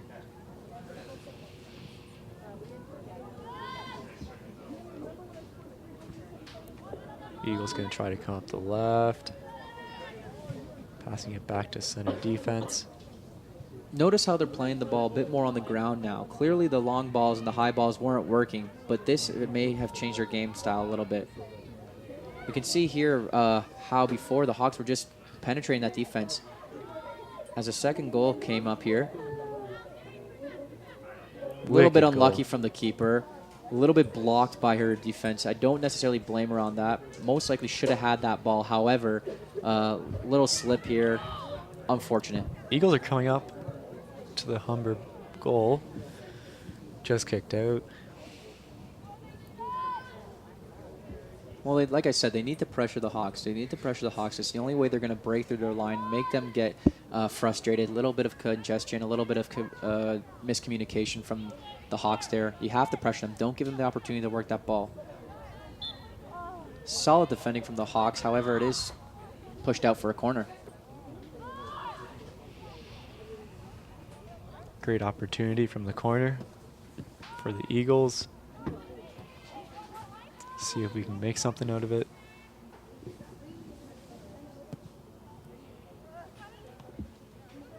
Great cross. Solid thinking from the Eagles, going for that header. Probably would have been a bit more effective to chest that down as the ball was behind her. Don't even get me started. When I finally start getting good shots, they're not even used. I'm like, oh darn, I'm so disappointed. Humber trying to get it out of their box. Coming up to the right. Make sure my microphone's not on.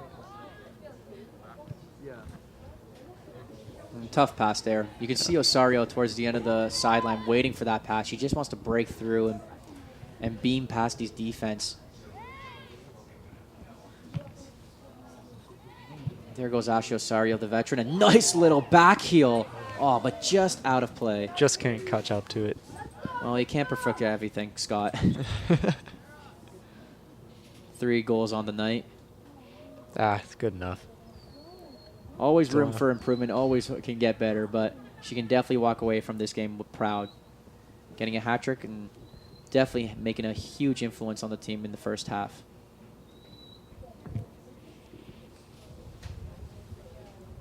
We have a substitution for the Eagles here.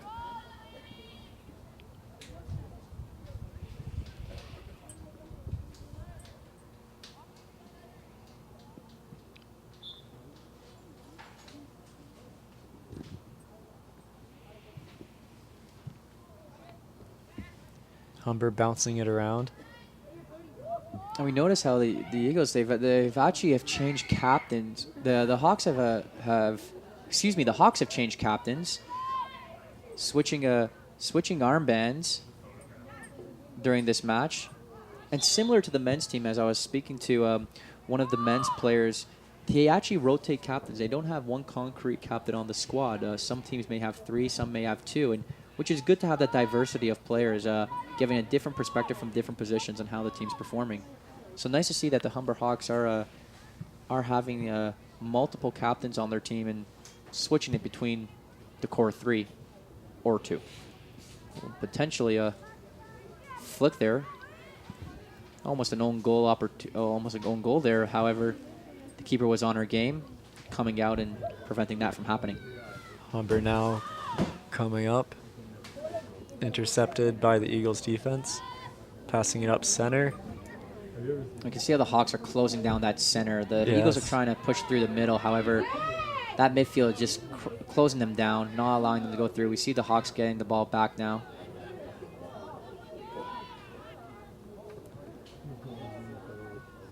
Eagles passing it up. Play on possession. Moving up center. I was just going to say a little bit of a reckless challenge. The referee, good call on the ref for allowing that to go on.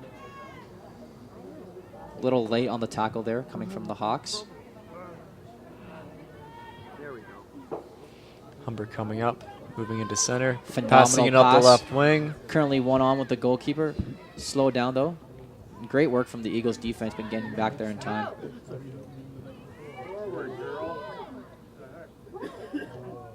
Rushed play there, given away by the Hawks.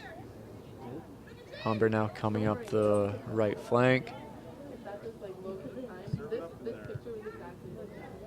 Oh, great little footwork Great there from opportunity. Osario. Trying to get a foot on it. Intercepted by the Eagles. A phenomenal hustle from Osario there, trying to get the ball back. But more importantly, where's her support? She had two women, on her with no support from her other teammates. Can't expect her to do this entirely on her own. She definitely needs to have that support network. Humber trying to pass it up, but no one there, and it just goes out for a goal kick.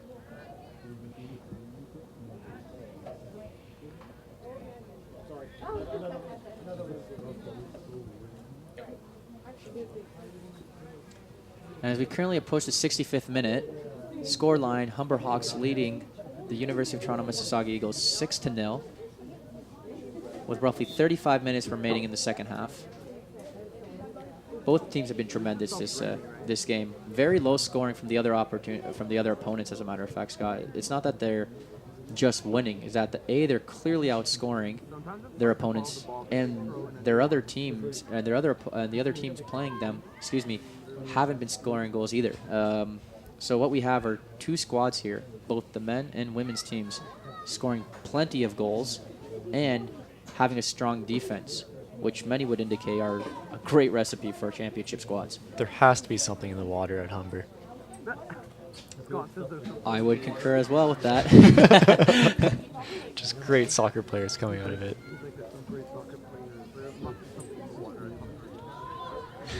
And good communication there from the Hawks teammates, not both going for the ball there, calling off the other player. I can't follow the. I'm so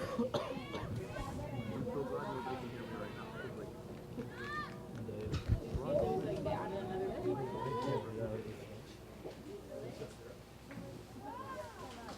right now. Throw in for the Eagles.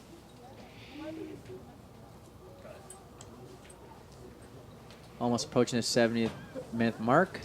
And we want to thank all our viewers here for staying with us today. Special thanks going out to BRTV for putting on these great productions tonight, featuring both the men and women's varsity soccer teams.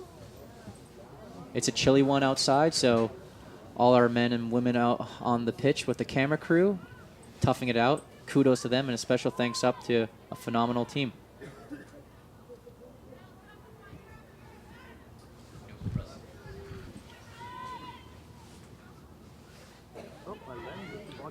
Eagles, a little bit of pushing going on center there. Yeah, we're getting a little bit more aggressive. The players, I'm getting a little bit chippier as the game winds down, I noticed. You start to get a little bit frustrated if you don't get any goals. Well, most definitely, I can understand why that would occur, right? Your team has clearly been out-dominated. You're away from home, and then to top it all off, the scoreline is 6-0, a very downright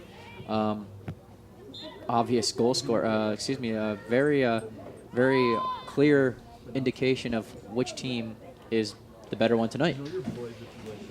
But if I were the Eagles, I would just definitely get their heads wrapped around what happened tonight, reassess their play, and go on to the next game. You always got to think about forward. However, this is the world of soccer, and crazier things have happened. We still have 30 minutes approaching roughly of play left, and we'll see how it goes. Yes, let's be optimistic. Anything can happen.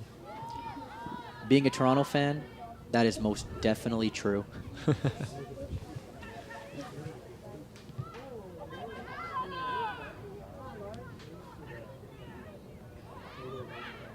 little bit of fighting for the ball going on at center.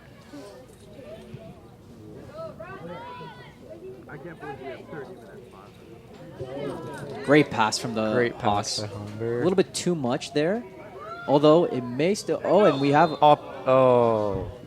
And I can't say I didn't see that one coming. Little reckless play coming from the Hawks, unfortunately. Appropriate foul. A little bit more serious in the situation than we thought. Number 9 of the Eagles currently down and staying down. She does look distressed there.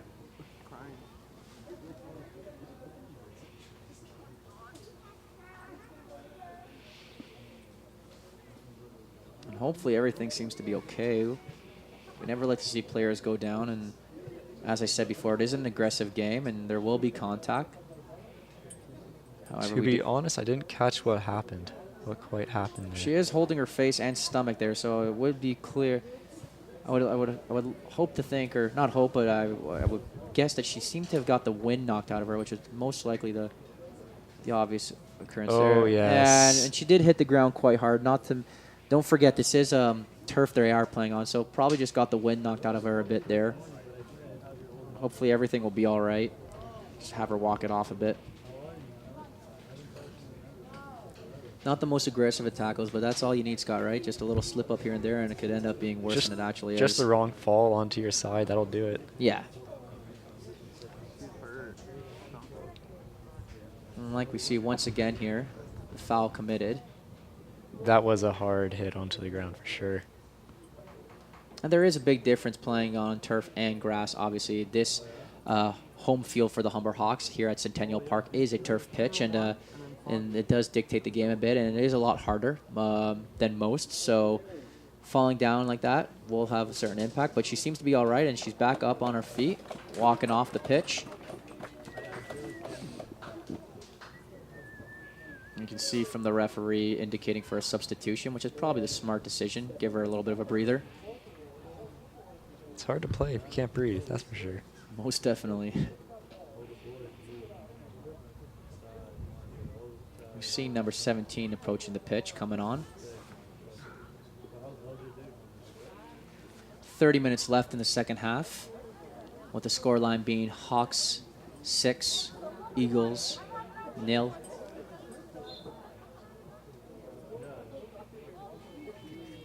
And play resumes.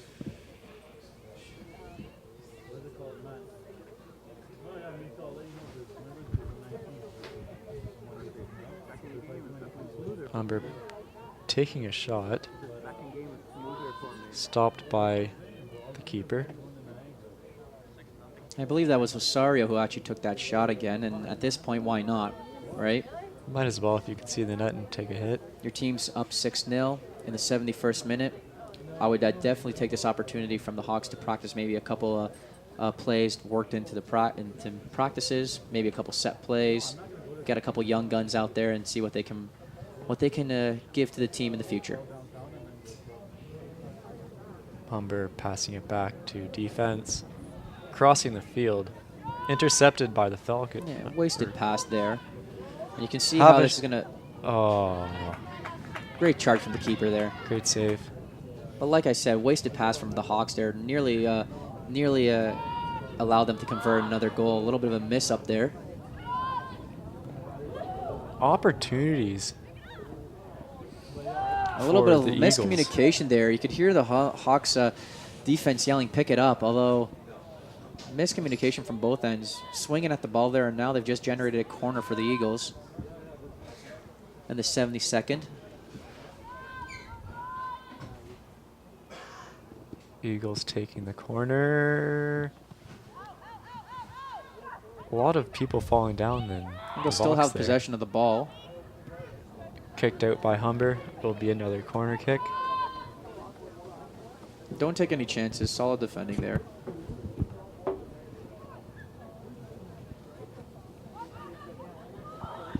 It's farther away at the corner than it is in your box. Get it out of there.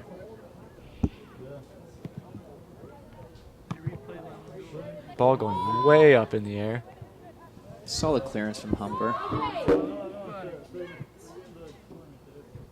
Eagles getting back to it, passing it back to the keeper. The Eagles have made a couple of late substitutions, and we can see it in the play. The Hawks have definitely taken their foot off the pedal a bit here late in the second half, although the Eagles are a little bit more energetic. Fresh legs on the pitch, a little faster, and we can see it in their style of play.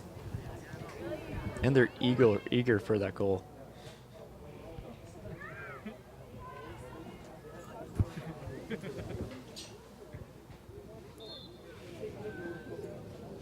Again, girls look a little tired at this moment, trying to stay warm on a chilly evening.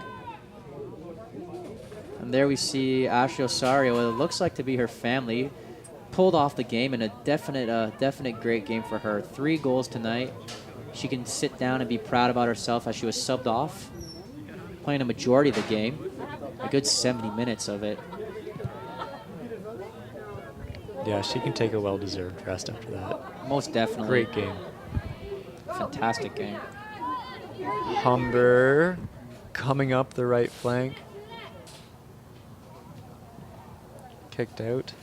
We've given a lot of credit to Ashley Rosario, but number 3 of the Hawks has been quite instrumental towards the success today too, taking that flank, the right outside, and sending in a lot of crosses for many goal-scoring opportunities. A little bit of deflection there. Off the back of Humber. Off the striker. But like I say, not everybody's perfect, and play will resume.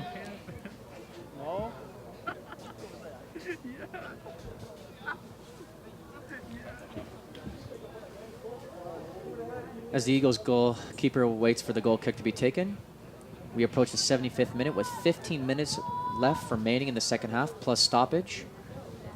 Don't feel there'll be too much stoppage time added, to be quite honest. Game's been fairly equal and evenly played. Don't see the referee adding too much time as of now. Eagles currently have possession. And whistle blown by the ref. Foul on the Hawks. Free kick awarded to the Eagles.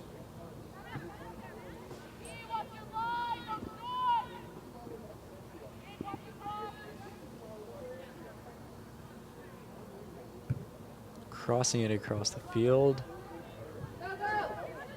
Intercepted by Humber. And just a basic clearance for the Hawks. Smart decision by the goalkeeper to come out and kick that back.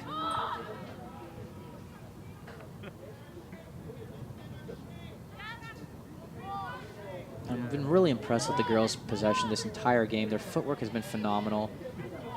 And like I said before, it shows why they're in first place. Very calm, very composed. Formations are always ready for each other. They're always there. Now currently crossing it into the center. They just don't rush the ball, Scott. They don't rush the ball at all. They're very calm in their play, and it shows. It makes complete sense why this team is currently first in the division. Like I said, they just have a very composed style of play. They don't rush their ball, and they know that there will be mistakes made, yet they just work from it. They improve. They don't consistently make the same mistakes. They know what to do against teams, and they know how to convert on those opportunities. I agree. And taking your time will create those opportunities. And we have a little bit of break here from the Eagles. And see, as I was saying, unfortunately, stuff like that will happen when you test with the formation a bit, but these girls know how to rebound from that. They know how to work on those little insecurities and improve from them. They made it back, kicked it out. Exactly. So great. It's all good. Great hustle from the defense there. And thumbs up to them for getting back in time.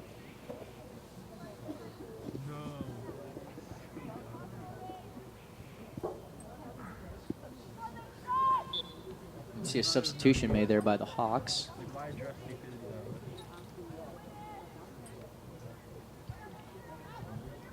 Hawks kicking it up to center. Now coming down the left wing. And that's what I mean by communication. See, at first I thought she's just kicking the ball up the field, but she knew that there was a striker, a lone striker up there, and currently the Hawks are pressuring the Eagles again for a goal-scoring opportunity. Ball's out and forced it to be a corner, but again, great sight, great communication from the Hawks defense. Knowing that she was there, they've all been in position appropriately.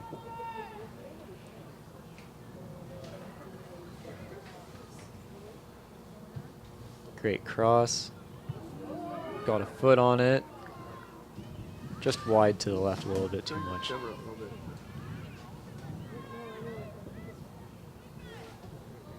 Slowly approaching the 10th minute mark here in the 78th with roughly 12 minutes remaining in the second half. The Humber Hawks lead over the University of Toronto Mississauga Eagles 6-0 here live at Centennial Park.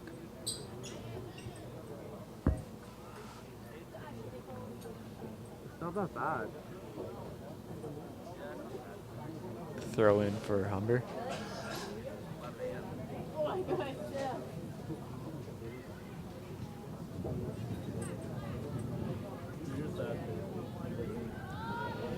See the Hawks here pressing again, just outside the 18.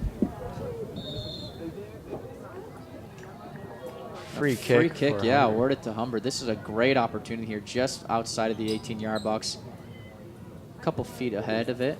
It's confusing to focus because Not necessarily in the middle of the box, but that's where a free kick taker would love the ball to be. This is very much prime territory for any free kick specialist. You can get some sweet goals from these kind of free kicks. Well, the swing, it's about the swing. We see a four-man wall being created by the keeper, roughly 25 yards out, and we'll see what happens. Beautiful chip over. Just short, just off the crossbar. Just didn't get enough of a hook on it.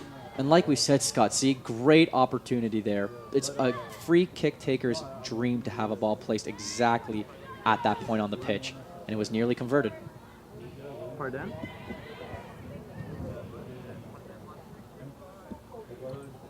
We're here to see her again, the first goal taken by Osario back in the first half. Great placement. And although the placement was fantastic, we just have to commend her about her footwork there. Nice little cut, little step over with her left foot, and on the run, fantastic goal. Humber's defense in midfield currently getting it out of their end. No, but Kicked how back do you in. know how long the stop is? Oh. And great work from the defense to force a goal kick there, blocking the striker from getting that ball back.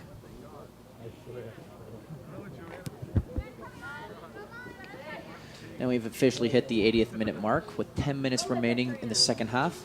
The Hawks are still 6-0 up on the UTM Eagles. Great footwork coming from the Hawks here, consistently moving the ball slowly and gradually up the Humber pitch. sprinting down the right wing, crossing it in. Eagles ended up intercepting it. Now Humber steals it back again, takes a shot. and Oh in. my goodness. Beautiful chip What in. a cracker. Beautiful chip. Beautiful shot right in the old onion bag. Hawks lead 7-0 over the UTM Eagles. Onion bag.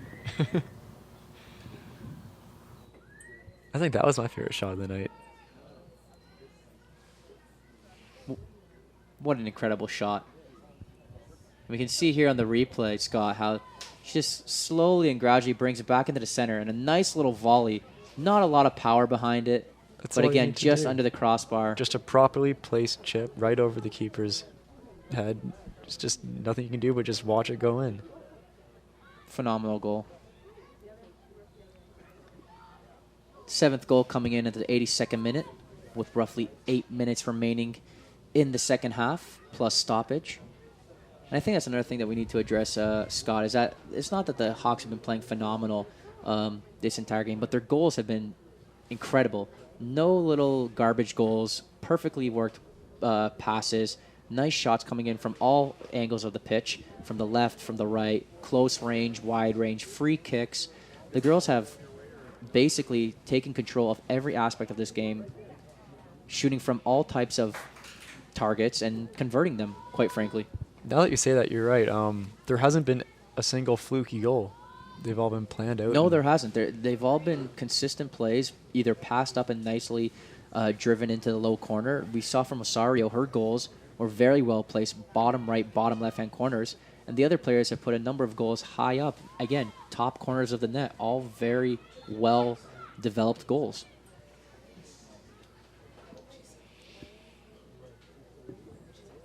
You can see how the girls here are a little starting to show signs of fatigue as the Humber defense runs back a little bit. More of a jog back for the ball.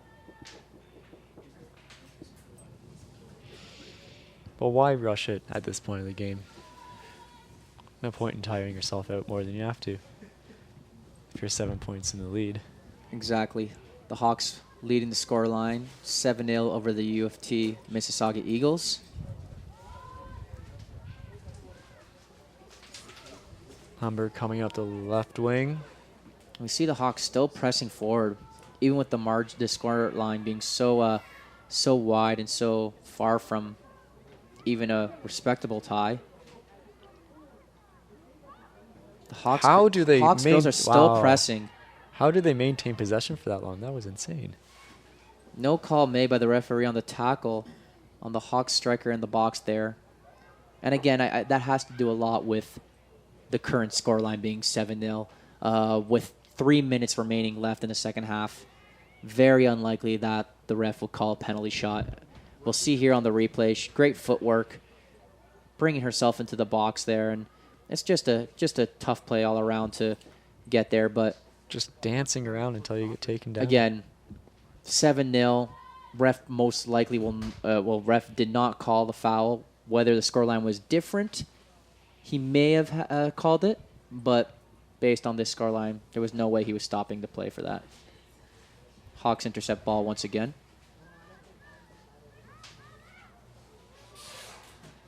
Hawks passing it to the right wing.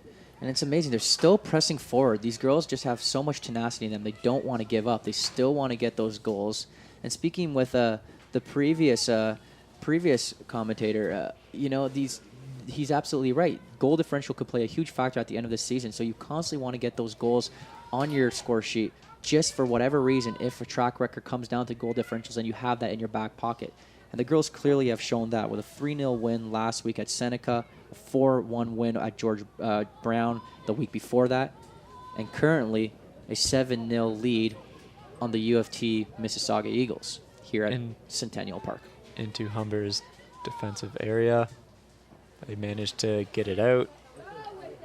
Now almost had a chance to go down that right wing. The girls have done exceptionally well.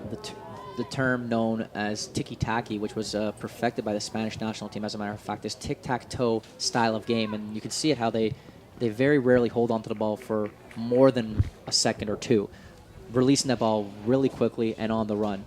Tiki-taki perfected by the Humber Hawks varsity women's team here. That way you keep the other team running towards you. Roughly Running 4 around. minutes remaining left in the second half as the Humber Hawks female varsity soccer team leads the UTM Eagles 7-0. Great performance from both teams tonight, the men's and the women's teams, all with score margins more than 5 goals.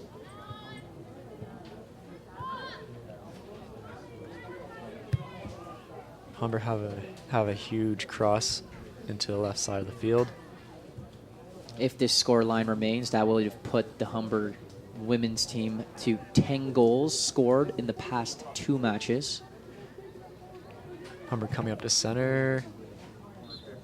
For a corner kick. Bounced out to the left of the net.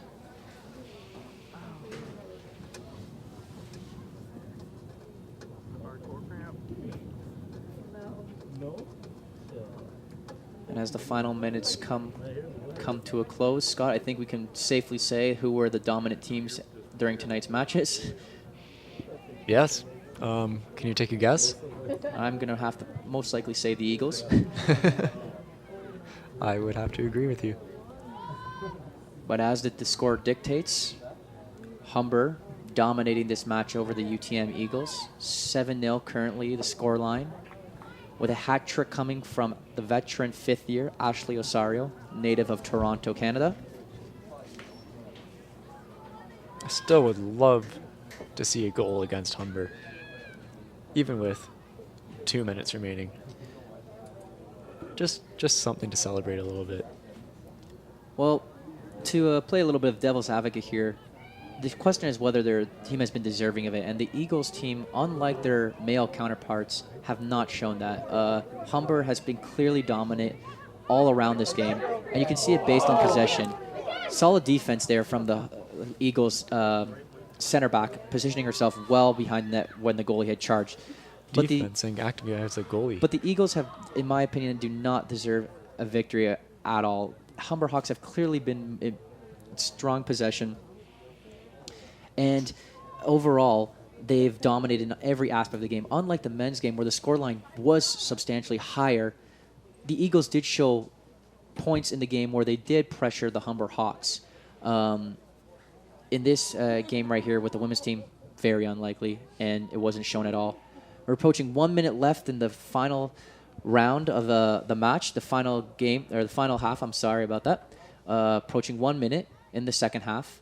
The Hawks leading 7-0 over the UFT Mississauga Blues, or excuse me, UFT Mississauga Eagles. The St. George campus is the Varsity Blues. A little bit of confusion there. Humber going to try to get another goal before the clock runs out. They're not giving up. Look at this. Even with a minute left in play, they're still pressing. Crazy momentum. And great charge from the goalkeeper. Like I said, you have to give credit where credit is due, and she's made herself look big and came out at the right time. Kudos to the goalkeeper on preventing nearly one more goal for the Humber Hawks. Humber now coming up the right. Roughly 10 seconds remaining in regular time. Humber fumbling it up to the Eagles. And there's... No. Eagles going to get one final push. Referee's still adding a little bit of stoppage time here.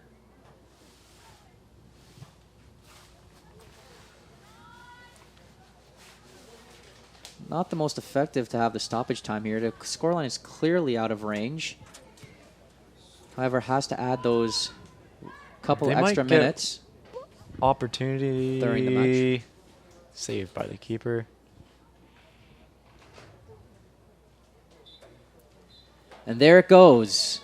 As we hear the final whistle blow, final score at the end of the match here at Centennial Park. Humber Hawks over the University of Toronto Mississauga Eagles, 7-0. Scott, is there really anything surprising to say? Humber clearly has great soccer teams, is what I have to say. That has been made clear. I think that's a fair statement to say. Both teams showing exceptional form today, and I think a huge thumbs up has to go to number 21, Ashley Osario, 5th-year veteran, native of Toronto, Ontario. She was the talking point of today's game. A hat-trick hero, 3 goals in the first half. There's nothing else to say. The girl was just incredible, and we see her here shaking the hands, and a well-deserved victory for the Hawks. All things together, it was a great night. I want to give a special thanks out to my crew here at BRTV. Scott, thank you for joining me tonight here.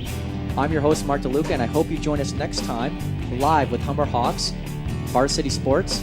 I'll catch you next time. Stay classy and keep it up. Have a great night, everybody. Take care.